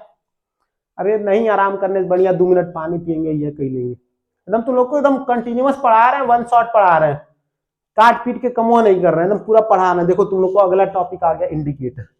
बेटा जो अगला टॉपिक है उसका नाम है इंडिकेटर। क्या आप लोग तैयार हैं? मैसेज नहीं ना आया बाबू सोना का? पढ़ लो पढ़ लो। अच्छा ठीक है, बस 1 घंटा आप मतलब 40 मिनट और 40 मिनट और पढ़ लो, थोड़ा सा रिलैक्स करना। कल सलमान सर का वन शॉट वीडियो देखें, थोड़ा सा 20 मिनट आराम करने। पढ़ लो, अभी तुम लोग को थोड़ा सा मोटिवेट करेंगे हम, टेंशन नहीं लो। और जल्दी ही तुम लोग को शायरी भी सुनाएंगे, बढ़िया बढ़िया शायरी। चैप्टर खत्म होगा तब सुनाएंगे, एक शायरी हर वीडियो में सुनाएंगे। बस कोई कॉपीराइट न मारे भैया, परमिशन लेके सुनाएंगे। चलिए बेटा अगला टॉपिक है, नाम है इंडिकेटर। क्या नाम है? इंडिकेटर। इंडिकेटर मतलब मोटरसाइकिल के 2 इंडिकेटर, एक 90 रुपया, एक 110 रुपया। गाना चला है पता है ना, वो हम तुम जाने, तुम लोग गाना में सुन रहे होगे। इंडिकेटर मतलब इंडिकेट करना, किसी चीज को बताना। जैसे अगर कोई भाई है, मान लेते कोनो दोस्त यार है, वहां ऐसे नहीं उंगली दिखा ओ मित्र मेरा, नहीं, इंडिकेट करते हैं। वैसे ही केमिस्ट्री में नाम है एक इंडिकेटर का, मतलब वो सब्सटेंस को बताएगा कि बबुआ ये जो सब्सटेंस है वो एसिडिक है कि बेसिक। इंडिकेटर कई तरह के पढ़ेंगे। पहला हम पढ़ेंगे रेड लिटमस। लिटमस पेपर की कहानी पढ़े थे आप। अगर रेड लिटमस होगा, एसिड में डालेंगे तो रेड ही रहेगा, क्योंकि वो तो बदलेगा ही नहीं, क्योंकि रेड में ही तो बदलता है। लेकिन अगर बेस में डालेंगे तो रेड को किसमें कन्वर्ट कर देगा? ब्लू में। और वही कहानी अगर ब्लू लिटमस की बात करें तो एसिड में डाला जाएगा तो किसमें चेंज होगा? रेड में। लेकिन बेस में डाले तो बी से बेस, बी से ब्लू, सेम रहेगा, अनचेंज्ड। लेकिन 2-3 एग्जाम्पल आपको पढ़ने। पढ़ना क्या क्या है? पहला तो आपका ये लिटमस पेपर, ये तो पता है। रेड लिटमस आप एसिड में डालेंगे तो सेम रहेगा, क्योंकि एसिड किस में बदलता है? रेड कलर में। बेस किस में बदल देगा? बी से बेस, बी से ब्लू। ब्लू लिटमस की बात करें अगर, तो ब्लू लिटमस एसिड में किस में बदल जाएगा? रेड में। लेकिन बेस में क्या रहेगा? सेम, क्योंकि वो चाहता है मैं नीला नीला रहूं। अगला है टर्मरिक। हर घर का विश्वास, टर्मरिक हल्दी। नाम सुने हैं? अरे कितना ही नहीं सोच रहे हो? हल्दी, शादी एक दिन पहले वाला जो हल्दी होता है वो वाला हल्दी कभी दिन नहीं आया। अभी जिंदगी में कुछ करो, कुछ बनो, तब कुछ होगा। अरे आईएएस ओईएस डॉक्टर उक्टर बनिए आप लोग। ये हल्दी है बेटा, ये भी एक तरह से इंडिकेटर का काम करता है। ये भी बताता है कि भैया हम एसिडिक है सब्सटेंस जिसमें आप डालना है, एसिडिक है कि बेसिक। अठने फिल्म उलिम में देखते हो कैसे सब सपना, अब अरे सॉरी किसी नाम नहीं ले रहे, फिल्म उलिम नहीं होता ऐसे सब ब्लड ब्लड दिखाते हैं। वो एक्चुअल में करते क्या है? वो करते हैं साबुन लगा लेते हैं, और साबुन लगा के वो अपने ऊपर जब टर्मरिक लगाएंगे तो वो रेडिश ब्राउन हो जाता है, खून कलर, ब्लड कलर का हो जाता है। आप देखिए यहाँ पे टर्मरिक को जब हम एसिड में डालेंगे तो कोई चेंज नहीं होगा, लेकिन जैसे ही हम बेस में डालेंगे वो रेडिश ब्राउन कलर का हो जाता है, जैसे लगता है कि ब्लड है, जैसे लगता है कि वो ब्लड है। 3 इंडिकेटर पढ़े, एक red litmus, blue litmus, turmeric. Turmeric को जब हम एसिड में डालेंगे तो कोई चेंज नहीं होगा, लेकिन अगर बेस में डालें तो वो रेडिश ब्राउन कलर का हो जाता है। और इसी वजह से साबुन लगाया जाता है कि साबुन कौन सा है? बेस है। और बेस में जब आप हल्दी डालेंगे तो कौन से कलर का हो जाएगा? Reddish brown. अगला उसी का एग्जांपल है फेनोफ्थलीन। ये एक ऑर्गेनिक कंपाउंड बेटा, ये भी एसिड में तो सेम रहता है, लेकिन ओहो पिंक कलर, लड़कियों का फेवरेट कलर। अब तो सुनना चेंज हो गया जी, पता नहीं कौन पूछते हैं, कहते हैं सर जी हमारा ब्लैक कलर है, हमारा ब्लू कलर है। अरे कलर का तो पता नहीं कौन, मजेंटा कलर तो फलाना कलर, हम तो समझ ही नहीं पाते उन लोग का फेवरेट कलर कौन। पहले छोटान थे तो जान रहे थे कि लड़कियों का फेवरेट कलर कौन सा है? पिंक कलर है। अब तो चेंज हो गया। यानी कि फेनोफ्थलीन को अगर हम एसिड में डालेंगे तो वो सेम रहेगा, वो बदलेगा नहीं। तो ऐसा लगता है कि क्या बताएं, सख्त है एकदम, हम नहीं बदलेंगे, चाहे फेनोफ्थलीन आ जाए चाहे टर्मरिक आ जाए। लेकिन बदलेगा कौन? बेस। बेस कौन सी कलर में बदलेगा? पिंक में। और एक और इंडिकेटर आता है, नाम है मिथाइल ऑरेंज, ये भी एक ऑर्गेनिक कंपाउंड है। अगर आप एसिड में डालेंगे तो रेड कलर हो जाएगा, एसिड में डालेंगे तो रेड कलर, और बेस में डालेंगे तो येलो कलर। ये दो लाइन जोड़ी जोड़ी, रेड में और किसमें? येलो। सर जी हई क्या लिखे, ऑल्फैक्टरी इंडिकेटर, ये कौन इंडिकेटर है जी? बेटा ये है ऑल्फैक्टरी इंडिकेटर। ऑल्फैक्टरी मतलब क्या? स्मेल की बात हो रही है, स्मेल की। कभी कभी ऐसा होता है कि आप कोई सब्सटेंस ले और अगर एसिड में डालें तो उसका स्मेल दूसरी तरह आएगा और बेस में डालें तो दूसरी तरह, और ऐसा सब्सटेंस जो एसिड या बेस किसी सब्सटेंस में डालने पे अपना स्मेल चेंज कर दे, उसी को हम कौन सा इंडिकेटर कहते हैं? Olfactory indicator. अगर अपना स्मेल चेंज कर रहा है उसे हम क्या कहेंगे? Olfactory indicator. दो एग्जांपल है, देखिए पढ़ लेते हैं, नहीं कहेंगे सर जी अब तो पढ़ा ही नहीं दिए। Those substance which whose smell changes, क्या चेंज होगा? Smell change. कभी कभी पढ़ लेना, कभी कभी सीबीएसई बोर्ड में आ जाता है सवाल। स्मेल चेंजेस इन एसिडिक और बेसिक सॉल्यूशन, कि एसिडिक या बेसिक सॉल्यूशन में अपना स्मेल चेंज कर दे, उसी को हम कौन सा इंडिकेटर कहते हैं? Olfactory indicator. एग्जाम्पल है वनीला, वनीला खाए हैं? वनीला आइसक्रीम वाला, मेरा फेवरेट आइसक्रीम वनीला आइसक्रीम। हमारा नहीं जी, लड़कियों का ज्यादा होता है वो, पता नहीं कैसे हम तक अभी तक हुआ जाने कोनवा में 200 रुपया भर देते हैं, नहीं तो बहुत चॉकलेट वाला, ये पता नहीं वनीला मोजोटो, पता नहीं कौन कौन आइसक्रीम खाते हैं। ये आपका वनीला है। और एक होता है ऑनियन।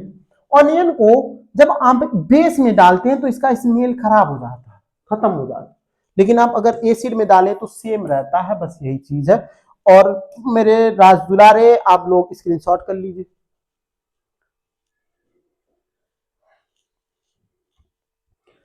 आगे बढ़े, अगला है बाबू यूनिवर्सल इंडिकेटर,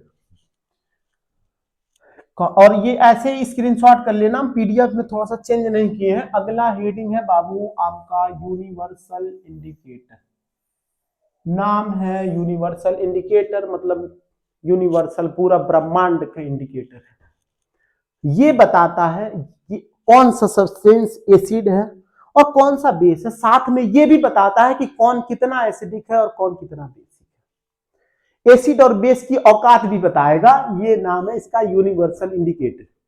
बेटा ये आपको ये थोड़ा सा हम कर नहीं पाए थे, लिख दिए ना, 1 2 3 4, ये आपका यहां पे 7 होगा, ये आपका 6 होगा, अरे सॉरी लल्ला,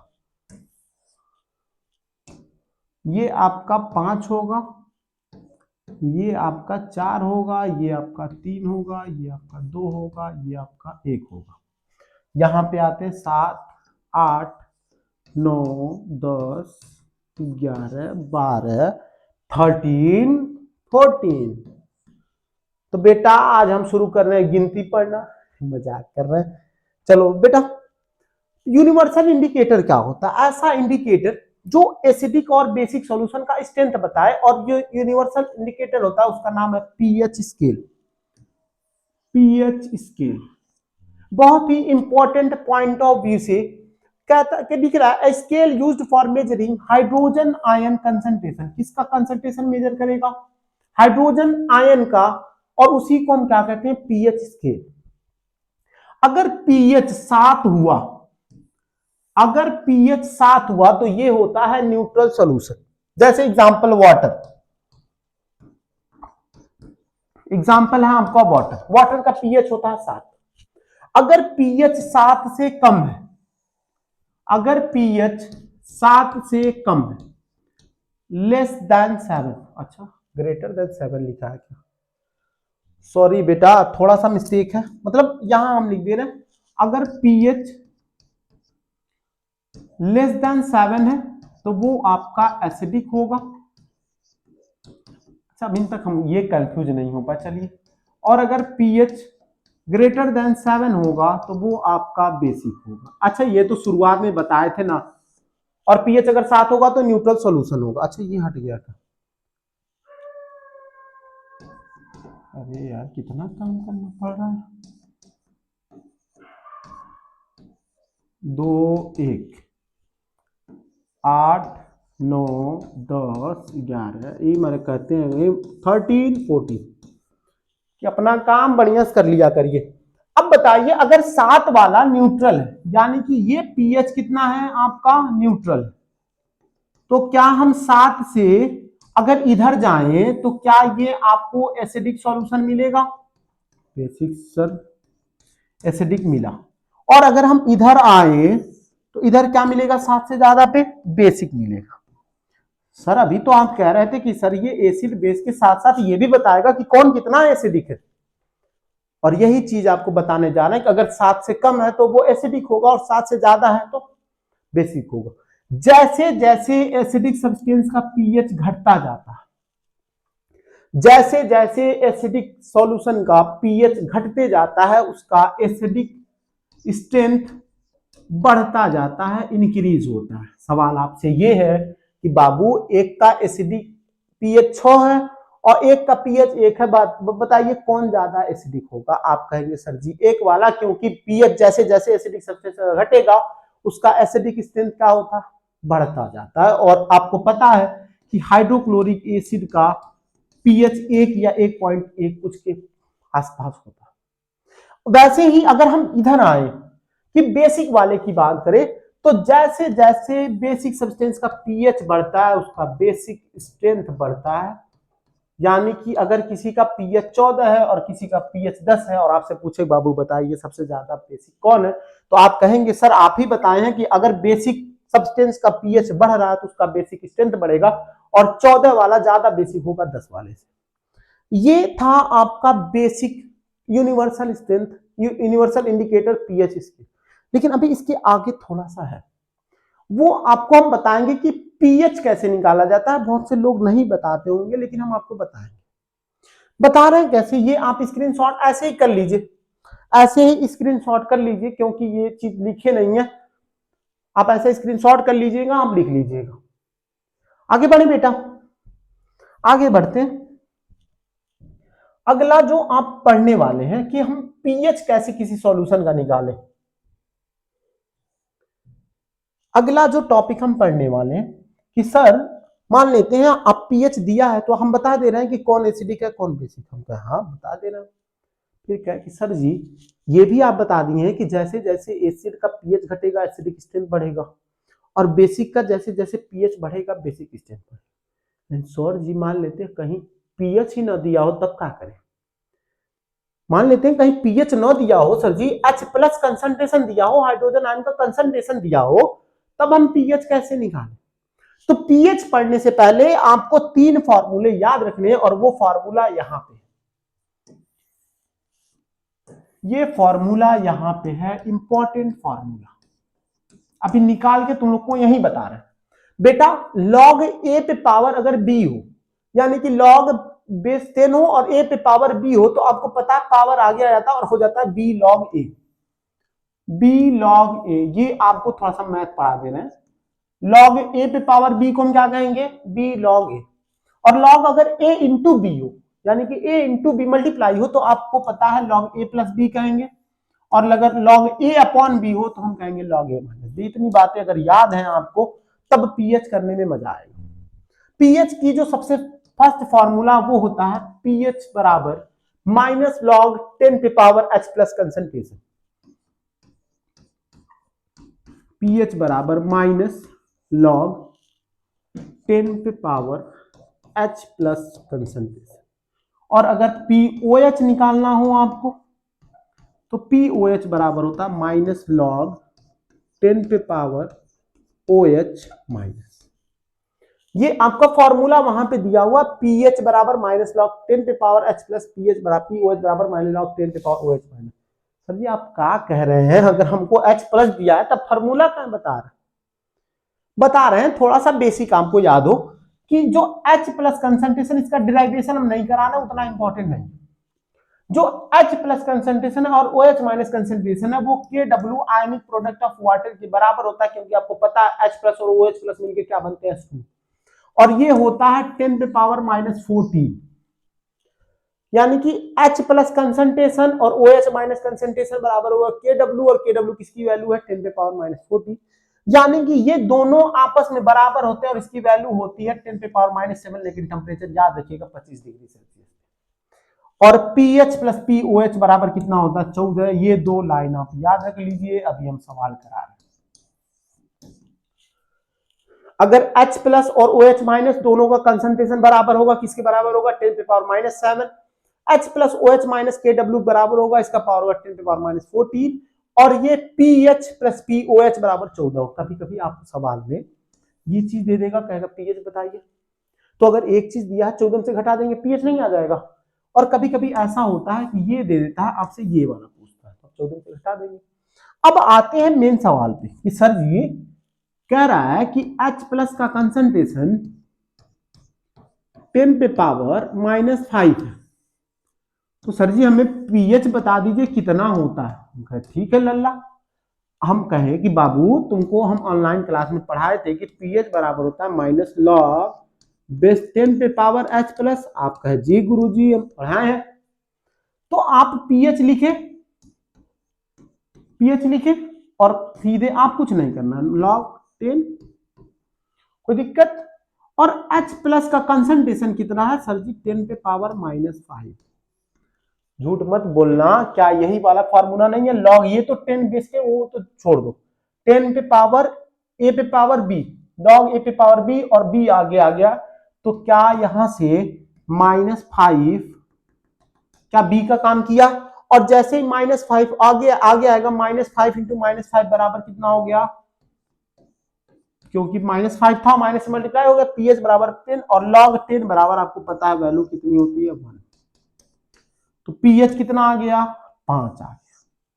सर जी अगर हमसे पीओएच पूछे, तो आपसे अगर पीओएच पूछे तो आपको तो रिलेशन पता है कि बाबू पीएच प्लस, अच्छा बहनी भी कह दे, रमजान है, तुम लोग सोच रहे हो सर जी बहनी नहीं कह रहे, हाँ अरे तुम लोग तई तेन बतिया खोजती हो तो नहीं खोजोगी सर जी बहनी नहीं कह रहे, चलो कह दे रहे, तो बहनी ये पीएच है और प्लस पीओएच किसके बराबर है 14 के। क्या आप बचपन में घटाना जोड़ देखे थे, अगर पीएच 5 दिया हुआ है तो वैल्यू रखो 5 प्लस पीओएच बराबर 14, तो पीओएच बराबर कितना आ गया 14 माइनस 5 बराबर आंसर आ गया आपका 9।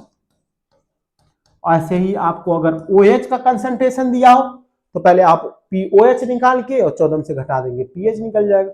स्क्रीनशॉट करिए बाबू, हम आगे बढ़े, स्क्रीनशॉट करिए, ये सवाल उतार लीजिएगा। ऐसे ही एक सवाल होमवर्क दे रहे हैं, आप आंसर बताइएगा, एक सवाल हम होमवर्क दे रहे हैं, आप आंसर बताइएगा, ये होमवर्क है। और ऑफलाइन वालों सुनेंगे तुम लोग से, आने दो स्कूल क्लास 10th वाले ऑफलाइन, जितने कोचिंग और स्कूल वाले हो तुम लोग से स्कूल में चेक करेंगे कि तुम होमवर्क किए हो नहीं।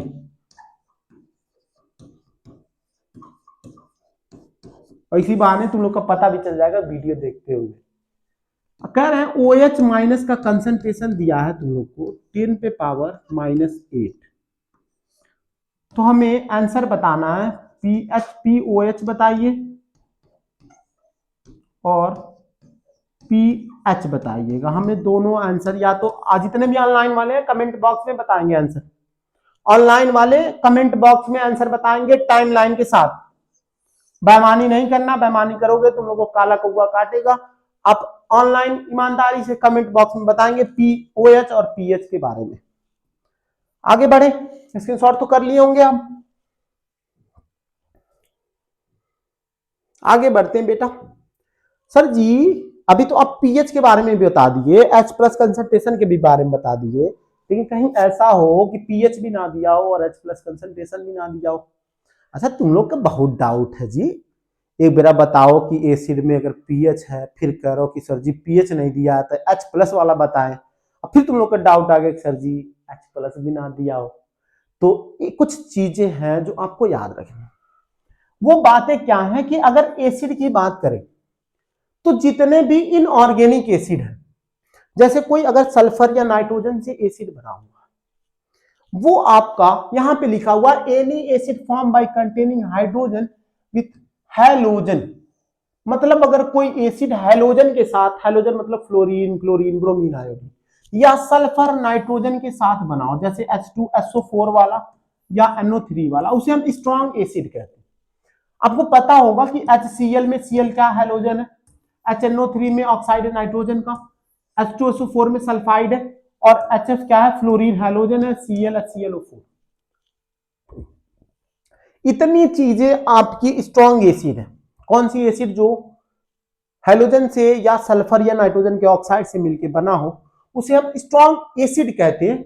और बाकी जितने भी एसिड हैं जैसे फॉर्मिक एसिड हो गया, ऑर्गेनिक एसिड हो गए, CH3OH, malic acid, lactic acid, pyruvic acid, ये जितने भी ऑर्गेनिक एसिड हैं ये सब वीक एसिड होते हैं। क्या होते हैं? Weak acid. यानी कि स्ट्रॉन्ग एसिड के लिए 4-5 आपको याद रखना। एक आपको HCl याद रखना, एक आपको HNO3, एक आपको HClO4, एक H2SO4, एक HF, ये एग्जांपल दिया। और वीक जितने भी ऑर्गेनिक एसिड आते हैं वो क्या है? वीक एसिड है। बाकी ये स्ट्रॉन्ग एसिड। अगर स्ट्रॉन्ग बेस की बात करें तो आप पीरियोडिक टेबल में एक ग्रुप देखे होंगे, जैसे नन्ना मुन्ने से दो भाई, अरे सॉरी, ये वाला दो भाई, ऐसे पीरियोडिक टेबल देखेंगे तो ऐसे दो ग्रुप बना है, एक होता है फर्स्ट ए, एक होता है सेकेंड ए। अगर कोई भी बेस इन मेटल के साथ बना हुआ, जैसे सोडियम हो गया, पोटेशियम हो गया, मैग्नीशियम हो गया, इन सब मेटल के साथ अगर कोई बेस बनाया है तो वो स्ट्रॉन्ग बेस होगा। स्ट्रॉन्ग बेस मतलब Sb। बाकी जितने भी डी ब्लॉक वाले मेटल के साथ अगर बनाए हैं तो वो होते हैं बाबू मेरे वीक बेस। बस इतनी सी बात याद रखना, एक बार पढ़ लेते हैं। स्ट्रॉन्ग एसिड में क्या लिखा? Any acid form by containing hydrogen with halogen, fluorine, chlorine, bromine, iodine और sulphur and nitrogen like SO4, NO3 are strong acid. Example देखिए HCl, HNO3। स्ट्रॉन्ग बेस की बात करें तो bases with alkali metal, alkali metal होते हैं first A वाले। Alkali metal कौन होते हैं? फर्स्ट ए वाले। या अल्केलाइन अर्थ मेटल जो होते हैं फर्स्ट सेकंड ए वाले। इसमें बेरिलियम मैग्नीशियम वाले आते हैं, उसमें लिथियम सोडियम वाले आर स्ट्रॉन्ग बेस। एग्जांपल क्या है? NaOH हो गया, KOH हो गया, MgOH, COH, etc। Weak base की बात करें तो जो फर्स्ट ए सेकंड ए को छोड़ के बेस जितने भी हैं जो बी ब्लॉक के साथ वाले बेस बनाए उसे हम क्या कहते हैं? Weak base. और अमोनिया भी एक तरह से वीक बेस ही है। और वीक एसिड की बात करें तो कोई भी ऑर्गेनिक एसिड होगा, जैसे formic acid, acetic acid, malic acid, lactic acid, ये क्या होते हैं? आपके वीक एसिड। कोई दिक्कत? कोई दिक्कत? सुन लो, बहुत मजा से पढ़े हो कि सर जी पीएच है तब एसिड बेस कौन स्ट्रांग होगा, कौन बेस होगा। सर जी पीएच नहीं दिया, H+ दिया है तब भी बताएं। तुम लोग कहो सर जी H+ नहीं दिया तभी बताएं। अब बारी तुम लोग की है कि तुम लोग बताओगे कौन स्ट्रांग है कौन वीक है, क्योंकि इसके बाद जो पढ़ने वाले नाम है सॉल्ट, और सॉल्ट में हम पढ़ेंगे type of salt on the basis of neutralisation reaction, और उसमें पढ़ेंगे आप एसिडिक सॉल्ट, बेसिक सॉल्ट और न्यूट्रल सॉल्ट के बारे में। आगे बढ़ते हैं बेटा, स्क्रीनशॉट कर लो। मेरे लल्ला मेरे मुन्ना स्क्रीनशॉट करिए, बढ़े आगे, कर लियो ना। चलो आगे बढ़ते हैं। अब इसके बाद हमें पढ़ना सॉल्ट, इसके बाद हमें पढ़ना है सॉल्ट। सॉल्ट अभी थोड़ा सा आपको पीछे शुरुआत में चैप्टर के इंट्रोडक्शन दे के आए कि सॉल्ट हम जब एसिड और बेस का रिएक्शन कराते हैं, जब किसका रिएक्शन कराते हैं? एसिड और बेस का, तो दोनों के कंबाइन होने के बाद एक सॉल्ट बनता है और उसी रिएक्शन का नाम होता है न्यूट्रलाइजेशन रिएक्शन। अब सॉल्ट हम पढ़ने वाले यहाँ पे डिटेल में पढ़ेंगे और बहुत ही इंपॉर्टेंट है। और गधों तुम लोग अगर याद नहीं हुआ तो समझ लो तुम लोग को खैर नहीं है।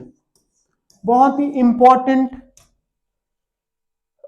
चीज आप पढ़ने जा रहे हैं और नाम है सॉल्ट। सॉल्ट का थोड़ा सा इंट्रोडक्शन हम दिए थे और वहां लिखे भी थे कि स्टडी अहेड डिटेल आगे पढ़ा जाएगा। सॉल्ट और formed by the reaction between acid and base, ये बातें आपको बता चुके हैं, हम समय नहीं देंगे ज्यादा। Known as neutralisation reaction. कौन सा रिएक्शन कहेंगे? Neutralisation reaction. और ये भी एक एक्सोथर्मिक प्रोसेस होता है। और ईमानदारी भर बताना, क्या हम पहले चैप्टर में जब हम केमिकल रिएक्शन एंड इक्वेशन पढ़ा रहे थे वहां पे एक्सोथर्मिक में क्या हम नहीं बताए थे कि neutralisation reaction is an exothermic process because heat is released in this reaction. Heat release होगा इस रिएक्शन में, इस वजह से वो एक्सोथर्मिक था। और यहाँ पे वही बात लिखा हुआ। और नहीं याद होगा तो भैया हम क्या कर सकते हैं, तुम लोग घर वाले से तुम लोग मम्मी पापा शिकायत करने के लड़का याद नहीं करके आ रहा है, चाहे बहनी हमार याद नहीं करके आ रही है, याद करिए पढ़ा जाए। क्या वही चीज लिखा है, एसिड और बेस से क्या बनेगा, सॉल्ट बनेगा। एग्जाम्पल आपको बताए हैं, H2SO4 क्या है आपका, सॉरी सॉरी सॉरी, ये यहाँ पे NaOH होगा, नहीं सॉरी, यहाँ पे HCl की जगह कुछ और NaOH होगा, सॉरी बेटा, सॉरी लल्ला, यहाँ पे आपका HCl की जगह NaOH होगा, NaOH होगा, तभी तो Na2SO4 बना, या Na और HCl के साथ रिएक्शन हुआ तभी तो सॉल्ट बना। अब जो अगला टॉपिक इसी का है, सॉल्ट का, और इसी साल का सवाल है, 4 सॉल्ट दिया था एग्जाम में सीबीएसई बोर्ड में, और पूछा था कि कौन एसिडिक सॉल्ट है, पता ना। अच्छा, आप सोच रहे होंगे कि सर अगर सॉल्ट है तो सॉल्ट तो न्यूट्रल होते हैं, उसका पीएच 7 होता होगा, लेकिन आपकी ये मिसकॉन्सेप्शन है बेटा कि सॉल्ट आपका केवल न्यूट्रल नहीं होता, सॉल्ट एसिडिक भी होगा, बेसिक भी होगा, न्यूट्रल भी होगा। क्यों होगा, कभी ऐसा होता है कि कभी सॉल्ट बनाते समय हम वीक एसिड और स्ट्रॉन्ग बेस ले लेते हैं, या कभी ऐसा हो सकता है कि हम स्ट्रॉन्ग एसिड वीक बेस ले लेते हैं। तो आपको पता है अगर कोई कमजोर है और कोई स्ट्रॉन्ग है, कोई मजबूत है, तो दोनों में जब भी भिड़त होगी तो मजबूत वाला जीतेगा। नहीं तो कौन रहते हैं गौवा में, सब पाती रहेंगे, लड़वे लड़वे से चिल्लाते रहते हैं सब, और कौन आते हैं भी तो एक दो थप्पड़ मारेंगे उन्हें शांत हो जाएंगे। तो कहीं ना कहीं डोमिनेटिंग फैक्टर क्या है, स्ट्रॉन्ग बेस का, स्ट्रॉन्ग एसिड का। अगर ऐसा हो कि स्ट्रॉन्ग एसिड या स्ट्रॉन्ग एसिड और वीक बेस साथ में रिएक्शन करके सॉल्ट बना रहे हो, या स्ट्रॉन्ग बेस और वीक एसिड या strong acid weak base salt बना रहे हो, तब बनता है एसिडिक सॉल्ट और बेसिक सॉल्ट। और अगर खुद सोचो, दो लोग पतले पतले हैं, तार पतले से, नहीं गाना सुने हो, अगर दोनों लड़े तो दोनों में चांस यही है कि बराबर हो जाए, जब दो मजबूत लोग हों तो चांस है कि बराबर हो जाए। तो कहानी पढ़ते हैं, type of salt on the basis of neutralisation reaction. पहला है न्यूट्रल सॉल्ट। न्यूट्रल सॉल्ट मतलब क्या, पीएच 7 होगा, ऑब्वियस सी बात है, आपका पीएच कितना होगा, 7 होगा। अब न्यूट्रल सॉल्ट बनेगा कब, जब अभी बताएं जब दोनों स्ट्रांग हो। भाई स्ट्रांग एसिड है, स्ट्रांग बेस है, वो कहेगा भैया चुपचाप निकल लो, वो कहेगा भैया चुपचाप निकल लो, और दोनों चुपचाप निकल के कौन सा सॉल्ट बनाएंगे, न्यूट्रल सॉल्ट। एग्जांपल है देखिए, HCl भी स्ट्रांग एसिड, NaOH भी स्ट्रांग बेस, NaCl बना, कौन सा सॉल्ट होगा, न्यूट्रल सॉल्ट।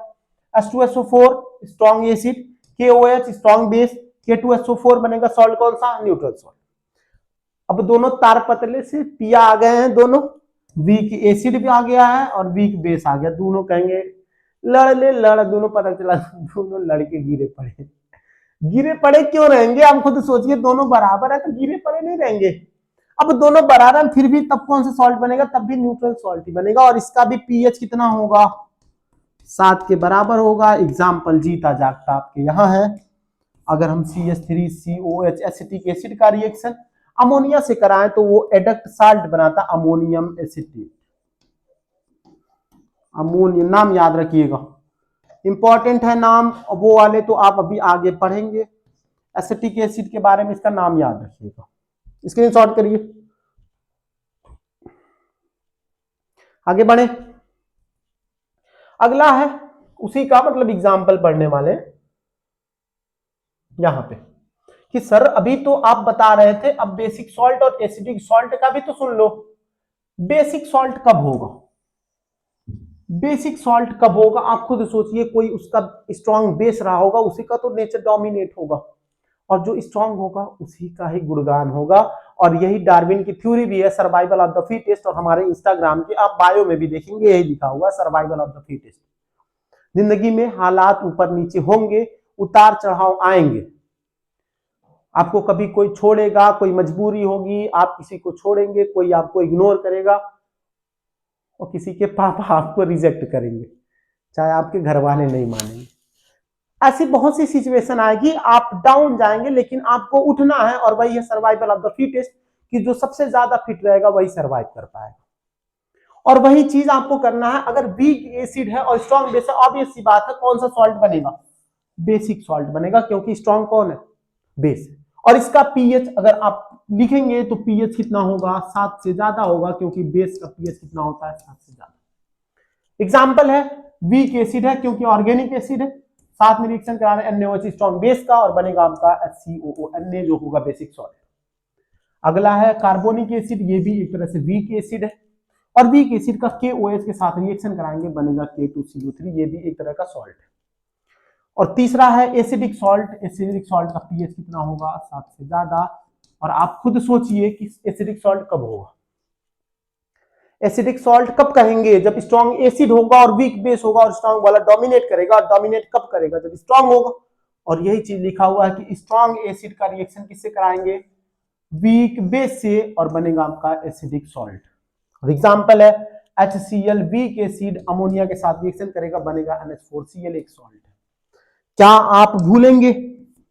हमें तो नहीं लगता कि आपको भूलना चाहिए, क्योंकि अभी बताए हैं आपको, अगर दो सेम लोग रहेंगे, चाहे स्ट्रॉन्ग एसिड हो चाहे स्ट्रॉन्ग बेस हो, चाहे वीक एसिड हो चाहे वीक बेस हो, दोनों कौन सा सॉल्ट बनाएंगे, न्यूट्रल सॉल्ट, क्योंकि दोनों बराबर। लेकिन अगर कहीं ऐसा हो कि आप स्ट्रॉन्ग बेस ले लें और वीक एसिड ले लें, तो बेस क्या है, स्ट्रॉन्ग, और स्ट्रॉन्ग होगा तो वो कहीं ना कहीं डोमिनेट करेगा, और डोमिनेट करके कौन सा सॉल्ट बनाएगा, बेसिक सॉल्ट बनाएगा, और बेसिक सॉल्ट का पीएच कितना होगा 7 से ज्यादा होगा। और ऐसा भी हो सकता है कि एसिड ज्यादा हो, स्ट्रॉन्ग एसिड हो और वीक बेस हो, तो एसिडिक सॉल्ट बनाएगा और पीएच कितना होगा 7 से कम। उसके बाद ये तो ऑन द बेसिस हम न्यूट्रलाइजेशन रिएक्शन, उसके बाद कंपोजिशन के बेसिस पे सॉल्ट को पढ़ते हैं, तो एक होता है नॉर्मल सॉल्ट। नॉर्मल सॉल्ट जो अभी हम न्यूट्रलाइजेशन रिएक्शन से पढ़े, लिखा हुआ है when all H plus of acid and OH minus of base are replaced by cation or anion is known as normal salt। यानी कि HCl से पूरा H निकल जाए, H2SO4 से पूरा H निकल जाए, KOH से पूरा OH निकल जाए और NaOH से पूरा OH निकल जाए, और जो सॉल्ट बनेगा उसी को हम क्या कहते हैं, नॉर्मल सॉल्ट। ये जो कॉमन सॉल्ट KCl अभी न्यूट्रलाइजेशन रिएक्शन से पढ़े। दूसरा है डबल सॉल्ट, यहाँ पे कई साल्ट मिलके कंबाइन होके, दो या दो से ज्यादा सॉल्ट मिलके कंबाइन होते हैं, उसी को हम कहते हैं डबल सॉल्ट। और इसके आप दो एग्जांपल याद रखें, एक है KCl MgCl2 6H2O, जो दांत में कभी कभी दिक्कत हो जाती, नहीं दांत वाला तो कार्नेलाइट, इसे कहते हैं KCl MgCl2 6H2O, इसे कहते हैं कार्नेलाइट। और बचपन में फिटकिरी फिटकिरी नहीं खेले थे, फिटकिरी गाँव में पहले एक केट सवाल हुआ था, जैसे गांव में अगर आप कह दे कि हम पढ़ते हैं, तो बूढ़े जानते क्या पूछते थे, तो फिटकिरी सूत्र बताइए फिटकिरी सूत्र वही उतने एक केट सवाल में आता था, फिटकिरी सूत्र बताइए। अरे फिटकिरी सूत्र क्या है, K2SO4 Al2SO4 whole thrice 24H2O। कोनो पूछे अच्छा, कोनो बचपन में पूछे हैं, कमेंट बताइएगा कि कोई पूछे हैं, हम नहीं बता पाए थे बचपन में, कोई हमसे पूछा था चाचा फिटकिरी, फिटकिरी की यही सूत्र है, K2SO4 Al2SO4 whole thrice 24H2O, इसी का नाम है पोटेशियम। क्या आपको इसका नाम पता था? फिटकिरी नाम है, पोटेशियम बता दे रहे हैं आप। और एक है आपका एग्जांपल मोहर सॉल्ट का, मोहर सॉल्ट का एग्जांपल है FeSO4 NH4 6H2O, इसे कहते हैं मोहर सॉल्ट। ये याद करने वाला चीज है बेटा, ये तीनों आप पढ़ लीजिएगा। बाकी type of reaction on the neutralisation reaction और कंपोजिशन ये आप पढ़ चुके, स्क्रीनशॉट करो, आगे बढ़े, आगे बढ़े, बस थोड़ा सा है बेटा, बस मान के चलिए 20 मिनट और। अब बात आता है कुछ इंपॉर्टेंट, सॉरी भैया, आ गया, बस 20 मिनट का बेटा और खेल बचा है आपके पास, और 20 मिनट में बहुत ही एक इंपॉर्टेंट चीज अभी हम लोग पढ़ेंगे मेरे लाल। हम समझ रहे हैं बहुत डेडिकेटेड हो तुम लोग, और हंसी मजाक इसलिए कर रहे हैं कि मेरे बच्चे बोर ना हो, बाबू बहनी मेरे डेडिकेटेड होके पढ़े, अब बोर ना हो, किसी बाबू बहनी ख्याल ना आए आपका, केवल आप लोग रहे और हम रहे और पढ़ा जाए, हम भी ना डिस्ट्रैक्ट हो और आप भी ना डिस्ट्रैक्ट, कोई बाबू सोना नहीं, काम आएगा आपके बोर्ड एग्जाम में। और रिश्तेदार लल्ला एकदम रिचार्ज करा बैठे हैं फोन करने के लिए तुम्हारे मम्मी पापा के पास, का भाई तू लड़को पढ़त रहा कितना नंबर लाई, लड़की आप लोग से भी पूछा जाएगा, आपके घर गार्जियन वालों से, बड़ा पढ़ावत रहा बहनी के कितना नंबर पहली, आपको जवाब देना है उनको, आप ऐसे नहीं है, आपको जवाब देना है बेटा। लड़कियों के लिए खासकर मैसेज है कि आप आगे बढ़िए, आप जवाब दीजिए उनको कि आपके माँ बाप आप पे भरोसा किए हैं, तो आप उनके लिए कुछ किए। बाकी चांद तारे तोड़कर कोई नहीं लाता बहनी, सब झूठ है। आपके लिए जो करेंगे वो आपके माँ बाप ही करेंगे और कोई नहीं है आपका करने वाला। आप दूसरों पे भरोसा करके पछताएंगे बाद में। हो सकता है कोई और भी हमारे पे भरोसा करके पछता रहा और हम कहानी में गलत भी हैं, लेकिन जितना हो सकता था 100% इफर्ट दीजिए। हम दिए थे, आप भी दीजिए इफर्ट। अरे कहाँ भटक रहे तुम, चलो आगे बढ़ते हैं बेटा। और अच्छा वो कॉमन सॉल्ट वाला तो पढ़ लिए थे ना। अच्छा कंपाउंड पढ़ना, सॉरी कहाँ भटका देते हो जी तुम लोगों को। अब हमें पढ़ना है सब इंपॉर्टेंट कंपाउंड, नाम है कॉमन सॉल्ट। कॉमन सॉल्ट क्या किससे बनेगा पढ़े थे। न्यूट्रलाइजेशन रिएक्शन हुआ था सोडियम हाइड्रोक्साइड NaOH और HCl के बीच में और बना था आपका NaCl। ये कॉमन सॉल्ट है। यही चीज लिखा हुआ है कि common salt are formed by reaction between NaOH plus HCl। Exam में कभी कभी एक नंबर का सवाल पूछ लेता कि फॉर्मूला बताइए कॉमन सॉल्ट का, याद रहेगा NaCl। अगला उसी में बेटा है रॉक सॉल्ट। रॉक सॉल्ट किसे कहते हैं? ये एक लार्ज क्रिस्टल ऑफ सॉलिड होता है जो कभी कभी सी में डिपोजिट होता है, समुद्र के किनारे एक क्रिस्टल में डिपोजिट हो जाते हैं जो ब्राउन कलर के, भूरे कलर के होते हैं, उसी को हम कहते हैं रॉक सॉल्ट। ये उतना इंपॉर्टेंट नहीं है, एक नंबर का सवाल। लेकिन जो अगला चीज आप पढ़ने जा रहे हैं नाम है सोडियम हाइड्रोक्साइड। नाम है सोडियम हाइड्रोक्साइड। और ये सबसे इंपॉर्टेंट इसलिए है क्योंकि इसका मेथड ऑफ प्रिपरेशन पूछता है और 4 नंबर या 5 नंबर का सवाल पूछता है। और लिख के ले लो, इस बार सवाल इससे आएंगे। 4 नंबर 5 नंबर का सवाल पूछता है और पूछता है कि बाबू हम सोडियम हाइड्रोक्साइड को कैसे बनाएं, NaOH को कैसे बनाएं। और सबसे बेस्ट मेथड जो बनाने का वो है electrolysis of brine solution. Electrolysis of brine solution. आपके मन में ये सवाल होगा कि सर जी ब्राइन सॉल्यूशन क्या है। इलेक्ट्रोलिसिस अभी भाड़ में जाए, अभी तो हमको आइवा नहीं कर रहा, लेकिन पहले ये बताइए कि सर ये जो ब्राइन सॉल्यूशन है वो क्या है। और तुम लोग के लिए बहुत ही अच्छी सूचना ये है कि ब्राइन सॉल्यूशन कुछ नहीं है। अगर आप NaCl को, कॉमन सॉल्ट को आप पानी में मिला दे, जिसे हम कहते हैं NaCl एक्वस फॉर्म, इसी को हम क्या कहते हैं ब्राइन सॉल्यूशन। क्या कहते हैं ब्राइन सॉल्यूशन। और ब्राइन सॉल्यूशन हम पास कैसे कैसे बनाएंगे ये सीखते हैं। और यहां पे बाबू मिसप्रिंट हो गया है मेरे लल्ला, ये NaOH नहीं है, ये NaCl है और इसी को हम कहते हैं ब्राइन सॉल्यूशन। अब बात आता है सर जी, अरे यार कि ये NaCl से और पानी में घोल के हम NaOH कैसे बना दे रहे थे, जादू दिखा रहे का कि ब्राइन सॉल्यूशन क्या है। NaCl को किसमें घोले, पानी में, और इसको हम ऐसे। एक नंबर का सवाल MCQ का भी बनता है यहां से कि बाबू ब्राइन सॉल्यूशन क्या है। ब्राइन सॉल्यूशन कुछ नहीं है, कॉमन सॉल्ट को अगर हम पानी में घोल दे तो उसी को हम क्या कहते हैं ब्राइन सॉल्यूशन। अब ब्राइन सॉल्यूशन बनाने की बात कैसे करें, तो ब्राइन सॉल्यूशन को हम बनाते हैं इलेक्ट्रिसिटी पास करा के। थोड़ा सा ये रुक जाइए, हम डिलीट कर दें और यहाँ पे NaCl लिख दें ताकि आप स्क्रीनशॉट कर लीजिएगा। अब हम कुछ नहीं लिखेंगे, यहाँ पे लिखा हुआ by electrolysis of brine solution. जब हम NaCl को पानी में डाल देते हैं, अभी सेटअप एक्सपेरिमेंटल सेटअप भी है, अभी वो चीज इंपॉर्टेंट है बताने। जब हम NaCl को पानी में घोलते हैं, मान लेते हैं बीकर था, पानी में घोल, और उसमें जब हम इलेक्ट्रिसिटी पास कराते हैं तो वो NaCl और H2O डिसोसिएट हो जाते हैं अपने अपने आयंस में।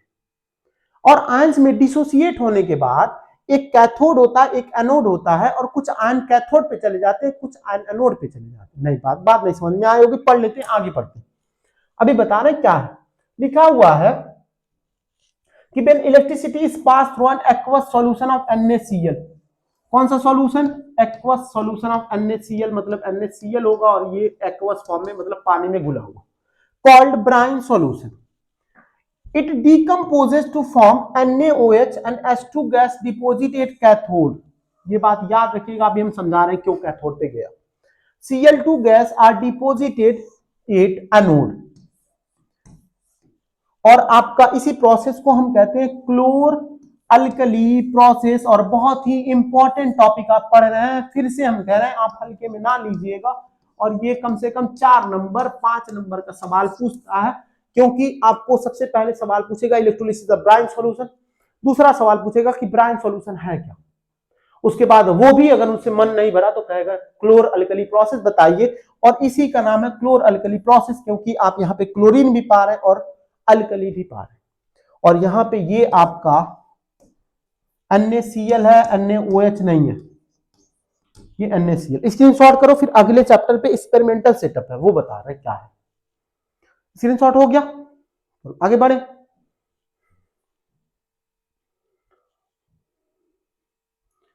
ये है आपका पूरा रिएक्शन, लेकिन हम यहां ना बता के एक आपको बोर्ड पे लिख, अच्छा चलो यही बता दे रहे, कोई बात नहीं बेटा। अभी हम क्या कहें कि NaCl होगा बाबू, और उसे हम पानी में पास कराएंगे, और आपका क्या बनेगा, NaOH बना था और H2 और प्लस Cl2 बना था। इसी को हम ब्राइन सॉल्यूशन कहते, जी सर ब्राइन सॉल्यूशन कहते। इसी पूरे प्रोसेस को हम क्लोर अल्कली प्रोसेस कहते, जी सर कहते। अब जब हम एक्सपेरिमेंटल सेटअप की बात करते तो ये आपका एक तरफ है आपका कैथोड और एक तरफ है आपका एनोड, एक तरफ है आपका कैथोड और एक तरफ है आपका एनोड। जब हम NaCl को पानी में घुलाए और ब्राइन सॉल्यूशन बना तो ये अपने आयंस में टूटे, और टूटे कैसे, कुछ कैटायन बने। कैटायन कौन कौन बना, Na+ बना और H+ बना, और एनायन बना आपका OH- और Cl-। ये आपके एनायन बने। अब जो बात हमको याद रखनी है वो बात क्या याद रखना है कि कैटायन पे होता है रिडक्शन, और इतना मार खाओगे तुम लोग, अभी पिछले क्लास में पढ़ के आओ, रिडक्शन मतलब गेन ऑफ इलेक्ट्रॉन, और एनायन पे होता है, अरे सॉरी बाबू तुम लोग भिलवा दे रहे हो। कैथोड पे क्या होता है तुम्हारा, कैथोड पे होता है रिडक्शन, कैथोड पे होता है रिडक्शन, और एनोड पे होगा आपका ऑक्सीडेशन। बस 2-5 मिनट का समय दो, तुरंत कभी आप इलेक्ट्रोलिसिस ऑफ ब्राइन सॉल्यूशन कभी भूलेंगे नहीं, बस 5 मिनट का समय दो। ये जो सेटअप है, एक आपका कैथोड है और एक आपका एनोड है। क्या वहां पे लिखा हुआ कैथोड और एनोड? कैथोड पे क्या होगा, रिडक्शन, कैथोड पे क्या होगा, रिडक्शन, और एनोड पे क्या होगा, ऑक्सीडेशन, एनोड पे क्या होगा, ऑक्सीडेशन। अब एक बात बताओ, ये जो आयंस में टूटे थे तुमको मिला था Na+, H+ और Cl- मिला था और OH- मिला था। ये प्लस मतलब क्या होता है, ये आपका ये जो प्लस लिखा हुआ है, ये Na जो प्लस लिखा हुआ है, इसका मतलब क्या होता है, प्लस मतलब क्या है, इसके पास इलेक्ट्रॉन की कमी है। प्लस मतलब क्या है, इलेक्ट्रॉन की कमी, और माइनस मतलब इलेक्ट्रॉन भरे हुए। तुम खुद सोचो कि कैटायन पे कैथोड पे क्या हो रहा है, रिडक्शन, रिडक्शन मतलब इलेक्ट्रॉन मिल रहा है, जाओ जाओ बिटोरो, रिडक्शन मतलब यही होता है गेन ऑफ इलेक्ट्रॉन। तो तुम खुद सोचो, अगर कहीं पे आपको इलेक्ट्रॉन मिल रहे हैं और आपके पास इलेक्ट्रॉन की कमी है तो क्या तुम जाना नहीं चाहोगे? सोचो, अगर तुम्हारे पास इलेक्ट्रॉन की कमी है और कोई आके चिल्लाए इलेक्ट्रॉन ले लो, इलेक्ट्रॉन ले लो, तुम क्या दौड़ के नहीं जाओगे? सेम कहानी वहां पे है, जब ये प्लस चार्ज है, प्लस मतलब क्या होता है कि इलेक्ट्रॉन की कमी है, और इलेक्ट्रॉन की लूज होना, इसी को तो कैटायन फॉर्म होता है। आप खुद सोचो, अगर इलेक्ट्रॉन की कमी है और कहा जाए कि रिडक्शन हो रहा है, यानी कि इलेक्ट्रॉन मिल रहे जाके लो, तो क्या वो कैटायन जाना नहीं चाहेगा? और कैटायन कहां जाते हैं, कैथोड। बात करते हैं जब एनायन की, एनायन के पास इलेक्ट्रॉन भरे पड़े, ये ईमानदार एनायन है। ईमानदार एनायन इसलिए क्योंकि इनके पास इलेक्ट्रॉन बहुत ज्यादा है और ये इलेक्ट्रॉन अपना देना चाहते हैं, और कोई सामने से चिल्ला रहा है किसी के पास अगर इलेक्ट्रॉन हो तो हमें देगा, तब तक Cl- और OH- में से कोई एक देखता है कि भैया वो तो एनोड है, कह रहा हमें इलेक्ट्रॉन दो, और एनायन अपना इलेक्ट्रॉन देने के लिए कहा जाता है एनोड पे। और बात अब ये आती है कि H+ जाएगा या Na+ जाएगा, तो आप एक रिएक्टिविटी सीरीज पढ़े थे, रिएक्टिविटी सीरीज में हाइड्रोजन नीचे था और वो ज्यादा डिपोजिट होता है, ज्यादा उसका डिपोजिशन होता है और यहाँ पे H प्लस कैथोड पे जाता है और यहाँ से Cl माइनस एनोड पे जाता है। और कैथोड पे जैसे ही गया, कैथोड पे जब दो हाइड्रोजन जाएंगे, दो इलेक्ट्रॉन एक्सेप्ट करेगा और बनाएगा क्या, H2। अभी बताएं कैथोड पे क्या होगा, रिडक्शन यानी कि गेन ऑफ इलेक्ट्रॉन, और गेन ऑफ इलेक्ट्रॉन कौन करेगा, जिसके पास इलेक्ट्रॉन की कमी होगी, और H प्लस इलेक्ट्रॉन गेन करेगा और बनाएगा H2। और वहीं पे क्लोरीन अपना दो इलेक्ट्रॉन लूज करके Cl2 बनाएगा, कहां पे, एनोड पे। और सॉल्यूशन में बचा कौन, एक Na बचा और एक OH बचा, और दोनों मिलके क्या बना देंगे, NaOH। और इसी का तो मेथड ऑफ प्रिपरेशन हम पढ़ रहे थे। और इसी पूरे प्रोसेस को हम कहते हैं इलेक्ट्रोलिसिस ऑफ ब्राइन सॉल्यूशन, जिसे हम कहते हैं क्लोर अल्कली प्रोसेस।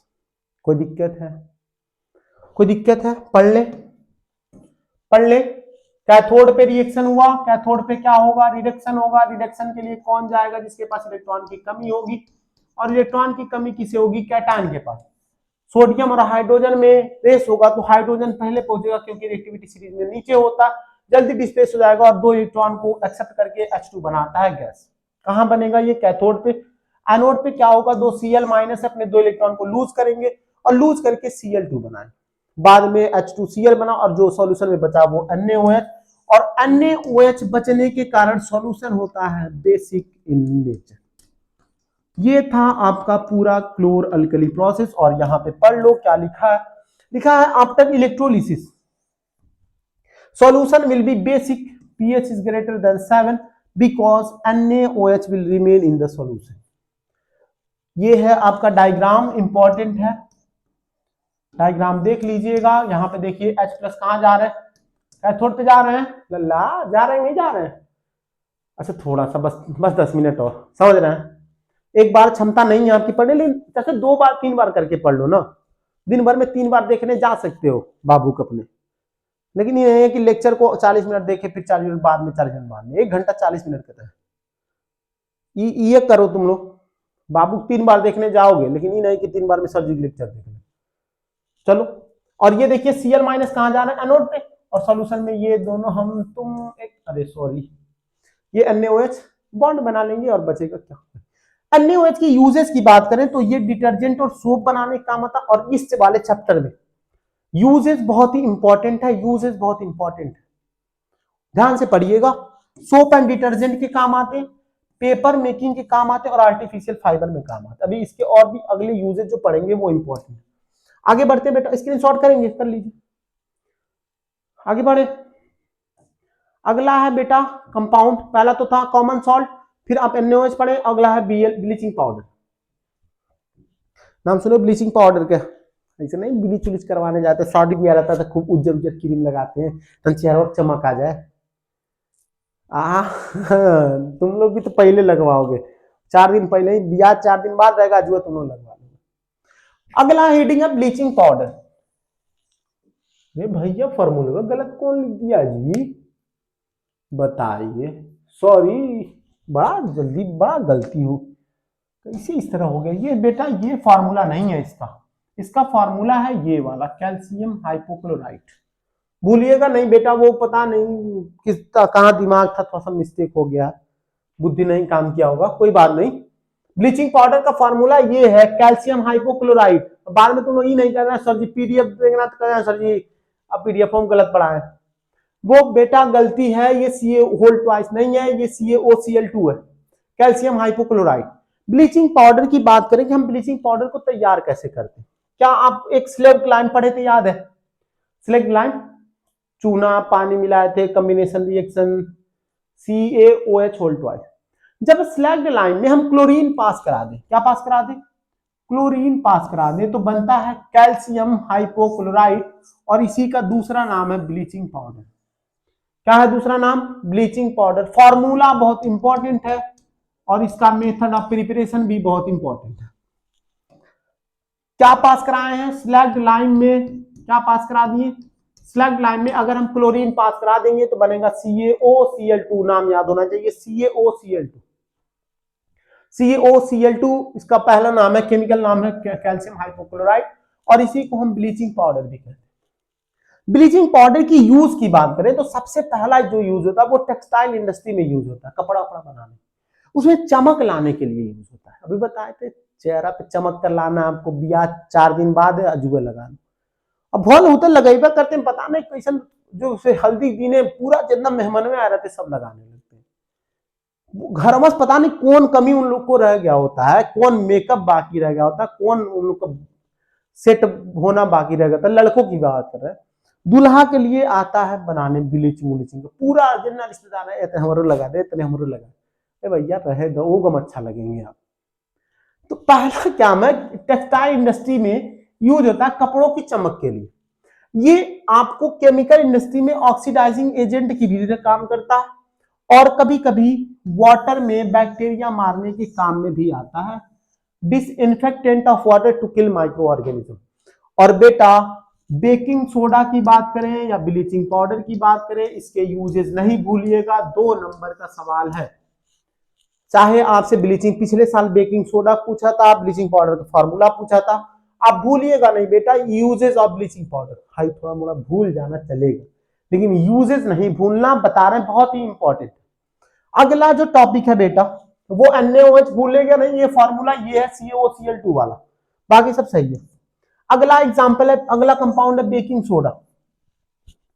बेकिंग सोडा क्या ये अभी कहीं पढ़े थे, सोडियम बाइकार्बोनेट भी इसका नाम था, NaHCO3 का नाम सोडियम बाइकार्बोनेट भी था, पढ़े थे ना, इसका सोडियम बाइकार्बोनेट बेसिक नेचर का था। इसको प्रिपरेशन करने के लिए हम 4 चीज लेते हैं, एक NaCl लेंगे, एक H2O लेंगे, एक CO2 लेंगे, एक NH3 लेंगे। इन चारों चीज को मिला के तब बनता है आपका NaHCO3। इसका केमिकल नाम है सोडियम बाइकार्बोनेट। क्या नाम है? Sodium bicarbonate. और सोडियम बाइकार्बोनेट को हम कहते हैं बेकिंग सोडा। अरे पकौड़ियों को नहीं डालते हो तो फूल जाए। बेकिंग सोडा बेसिक नेचर का होता है। और अभी इसका यूज पूछता है कि बेकिंग सोडा का यूज क्या है, तो यूज में सबसे पहला यूज है कि एंटा एसिड की तरह काम करता है। एंटा एसिड मतलब आपके पेट में अगर एसिडिटी है तो एसिडिटी को खत्म करता है। खत्म क्यों करता है ये आप अभी पढ़ के आए हैं कुछ मिनट पहले कि बेकिंग सोडा सर जी बेसिक नेचर का होता है वो, और एसिडिटी को न्यूट्रलाइज करता है। बनने का मेथड इतना इंपॉर्टेंट नहीं है, लेकिन यूजेस आप ब्लीचिंग पाउडर का नहीं भूलेंगे और इसका यूजेस भी आप नहीं भूलेंगे। और फॉर्मूला तो तुम लोग बिल्कुल भी नहीं भूलना। फॉर्मूला जैसे बेकिंग सोडा का हो गया, ब्लीचिंग पाउडर का हो गया, ये सब फॉर्मूला नहीं भूलिएगा। इसके यूजेस की बात करें अगर, अच्छा स्क्रीनशॉट कर लो, स्क्रीनशॉट करो जल्दी, हो गया। इसके यूजेस की अगर बात करें तो इसका यूजेस आप बहुत ही इंपॉर्टेंट, दो यूज आपको बताएं, दोनों इंपॉर्टेंट। एक ब्लीचिंग पाउडर का टेक्सटाइल इंडस्ट्री में यूज होगा, ऑक्सीडाइजिंग एजेंट की तरह यूज होगा किसी केमिकल इंडस्ट्री में, और एक डिसइंफेक्टेंट ऑफ वाटर होगा टू किल माइक्रो ऑर्गेनिज्म। दूसरा है इसका यूज पूछता है बेकिंग सोडा। सबसे पहला यूज है बेकिंग पाउडर बनाने के लिए। बेकिंग पाउडर जानते हैं, उसी बेकिंग सोडा से ही बेकिंग पाउडर बनता है। वो जो पाउडर नहीं डालते हैं पकौड़े को फूलने उलने के लिए, वो बेकिंग पाउडर बनाने के लिए बेकिंग सोडा लेते हैं, साथ में एक एसिड मिलाया जाता है जो इमिली में पाया जाता है, नाम है टार्टेरिक एसिड। और दूसरा उसका काम है सोडा एसिड फायर एक्सटिंग्विशर। कभी अगर एसिड से या किसी और चीज से आग लगे तो फायर एक्सटिंग्विशर की तरह काम करता है। और अगला एक बहुत ही इंपॉर्टेंट पॉइंट जो लिखा हुआ है, यूज्ड एज एन एंटा एसिड। क्या ये चैप्टर के आप शुरुआत में नहीं बताए थे आपको कि ये एक एंटा एसिड की तरह काम करता है। एंटा एसिड मतलब neutralise the acidity in stomach. पेट में कभी कभी नहीं एसिडिटी इतना प्रचार देते हैं इन्होंने के जलन वलन नहीं होता पेट में, उसी को एसिडिटी कहते हैं।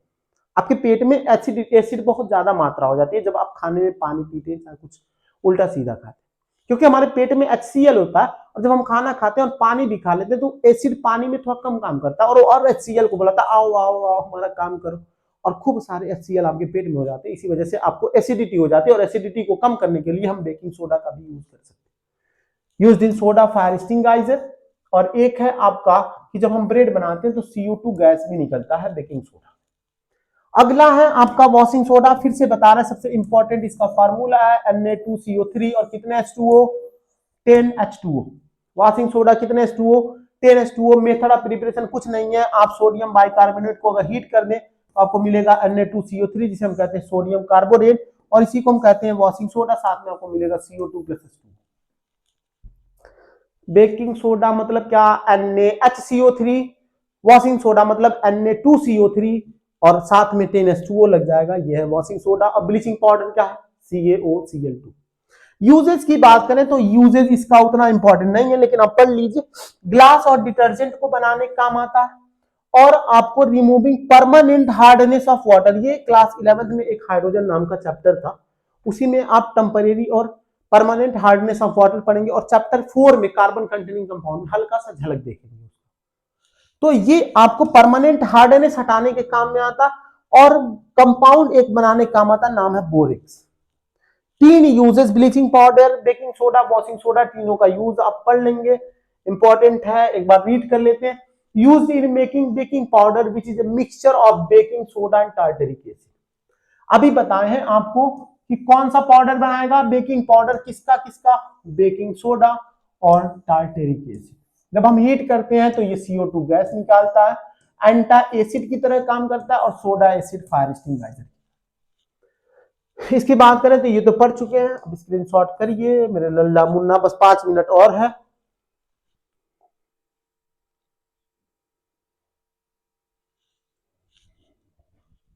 बस 5 मिनट बेटा, 5 मिनट, थोड़ा सा सब्र कर लो।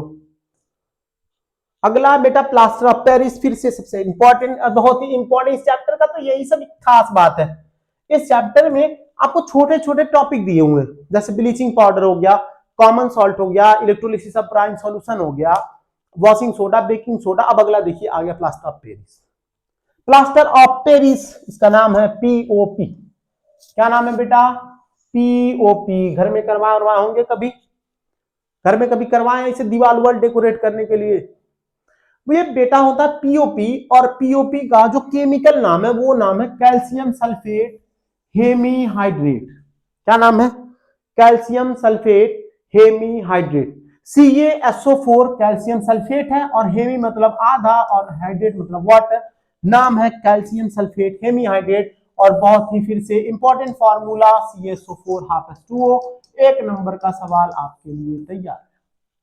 CaSO4 H2O। मेथड क्या है, जिप्सम ले लेते हैं, और जिप्सम का फार्मूला होता है CaSO4 2H2O, और उसी को हीट कर देते हैं, बन जाता है आपका POP।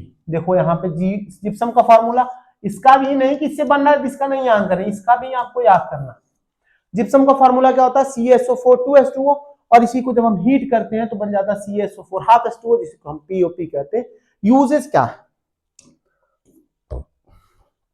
नहीं कबो देखते खेलते बोलते हथवा तो ऐसे महत्व टूट गया। जब डॉक्टर के पास जाते हैं, जो ना प्लास्टर करता है, वो किसका होता है लल्ला, वो यही POP होता है। लिखिए एग्जांपल देखिए, used by doctor as a plaster for supporting fracture bone. कौन सा बोन, फ्रैक्चर्ड बोन। और क्या करता है, आप पे वो लगाएगा POP, और POP देखेंगे आप थोड़ा सा जो ये प्लास्टर करता है थोड़ा सा नमी होती है। जब नमी वो क्या करता है, ये तो आपका POP था, और नमी जो ये वाटर है 3/2H2O, जब दोनों मिलते हैं तो फिर बना देते हैं आपका CaSO4 H2O। सॉरी बाबू, CaSO4 ये आपका 2H2O है। पता नहीं इस दिन हम क्या कर रहे थे, CaSO4 2H2O, और ये होता है डेड बर्न प्लास्टर, यानी कि एकदम टाइट सा प्लास्टर हो जाएगा। और दूसरा है ये खिलौने बनाने के काम आते हैं, और घर को डेकोरेशन करने के काम। देखिए लिखा, इट स्वेल्ड फर्स्ट, पहले फूलेंगे और become hard with the release of heat. आपका होमवर्क बेटा ये है कि आप घर से यूजेस पढ़ेंगे अपने आप, और ईमानदारी भर कमेंट में बताएंगे याद किए नहीं। एक भैया और बाबू, एक भैया और बहनी वाला रिश्ता है, तो ईमानदारी से चलेगा। चीटिंग होगा तो मैं गेम नहीं खेलूंगा। डायलॉग सुने हो ना, चीटिंग चीटिंग चीटिंग। तो ये था यूजेस ऑफ POP का। आपको bleaching powder, baking soda, washing soda, sodium hydroxide, POP और प्लास्टर जिप्सम, ये सब फार्मूले याद होने चाहिए। यूजेस आपको याद होना चाहिए, टॉय बनाने के काम आता है, और डेकोरेशन, घर के डेकोरेशन में काम आता है, और डॉक्टर के यूज के लिए होता है। एक लास्ट टॉपिक है बेटा, टॉपिक का नाम है वाटर क्रिस्टलाइजेशन। कभी कभी देखते हैं लिखा होता है Na2CO3 10H2O, CuSO4 5H2O, CaSO4 H2O। अभी आप POP पढ़ के आए। कभी कभी सवाल आता है 2 नंबर का भी, पिछले साल एकदम लोग हल्के में लेके छोड़ देते हैं वाटर क्रिस्टलाइजेशन, और सवाल आते हैं। सवाल आते हैं वाटर क्रिस्टलाइजेशन से। ये सवाल पूछता है आपको कि वाटर क्रिस्टलाइजेशन क्या है, एग्जांपल से समझाइए। कभी कभी क्या होता है कि आपके जो मॉलिक्यूल होते हैं उनके पास fix number of water molecule होते हैं। जरूरी नहीं है कि फिक्स मॉलिक्यूल है तो वो गीला ही हो, लेकिन ये है कि उनके पास उनके जो स्ट्रक्चर होते हैं उनमें fix number of water molecule होते हैं। जैसे अगर हम CuSO4 की बात करें तो 5H2 होते हैं, ये होता है कॉपर सल्फेट हाइड्रेट। अगर आप 5H2O है किसी और कलर का होगा, और जैसे ही इसे अनहाइड्रेट करेंगे पानी निकालेंगे इसका कलर चेंज हो जाएगा। जिप्सम की बात करें तो इसके पास कितने मॉलिक्यूल होते हैं, 2। CSOPOP के पास हाफ H2O और वॉशिंग सोडा के पास कितने, 10H2O। ये होता है वाटर क्रिस्टलाइजेशन कि किसी मॉलिक्यूल के पास fix number of water molecule होते हैं, उसी को हम क्या कहते हैं, वाटर क्रिस्टलाइजेशन। पढ़ लीजिए। It is the fix number of H2O molecule present in one formula unit. एक फार्मूला यूनिट में फिक्स नंबर के मॉलिक्यूल पाए जाते हैं, वाटर मॉलिक्यूल, इसी को हम कहते हैं वाटर क्रिस्टलाइजेशन। और लास्ट में एक एनसीईआरटी का ही चार्ट है कि कुछ ऑर्गेनिक एसिड होते हैं किसमें पाए जाते हैं। कर्ड पे आपको पता है लैक्टिक एसिड पाया जाता है। सिट्रस फ्रूट जैसे खट्टे फल हो गए, लेमन ऑरेंज हो गए, उसमें सिट्रिक एसिड पाया। अरे खट्टा सुन के तुम लोग तुरंत मुंह में पानी आ जा रहा है तुम लोग के। सिट्रस फ्रूट है जिसमें लेमन ऑरेंज सिट्रिक एसिड पाया जाता है। टोमेटो होगा उसमें ऑक्सैलिक एसिड पाया जाता है। स्पिनच मतलब साग नहीं होता है, उसमें ऑक्सैलिक एसिड पाया जाता है। टामारिन इमली टार्टेरिक एसिड पाया जाता। और विनेगर नहीं जानते, सिरका, सिरका में एसिटिक एसिड पाया जाता।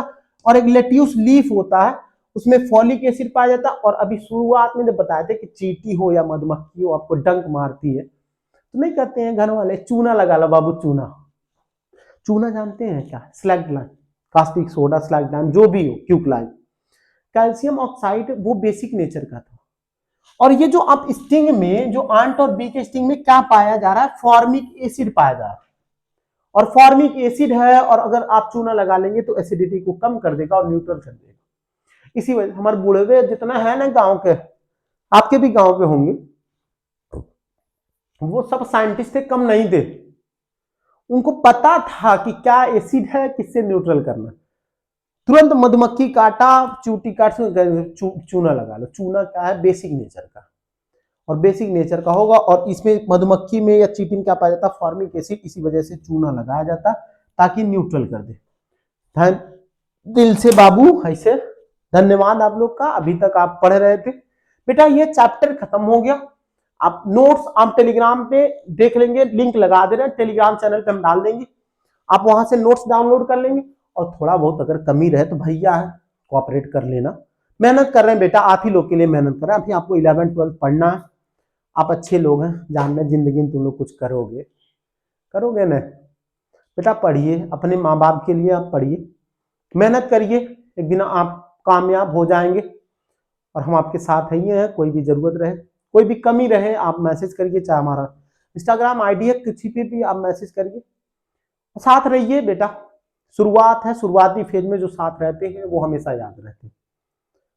तो आप कोशिश करिएगा घर पे बढ़िया से ये नोट्स डाउनलोड कर लीजिएगा, और कोशिश करिएगा कॉपी में बनाने के लिए। आलसी तो हो तुम लोग पता है, लेकिन आप कोशिश करिएगा कॉपी में बनाने के लिए। आप लिख लीजिएगा कॉपी में, तब पढ़ने में और अच्छा लगता है। और एक बार फिर से इतना सपोर्ट करने के लिए आप लोग का धन्यवाद। फिर मिलते हैं अगली क्लास में मेटल नॉन मेटल के साथ।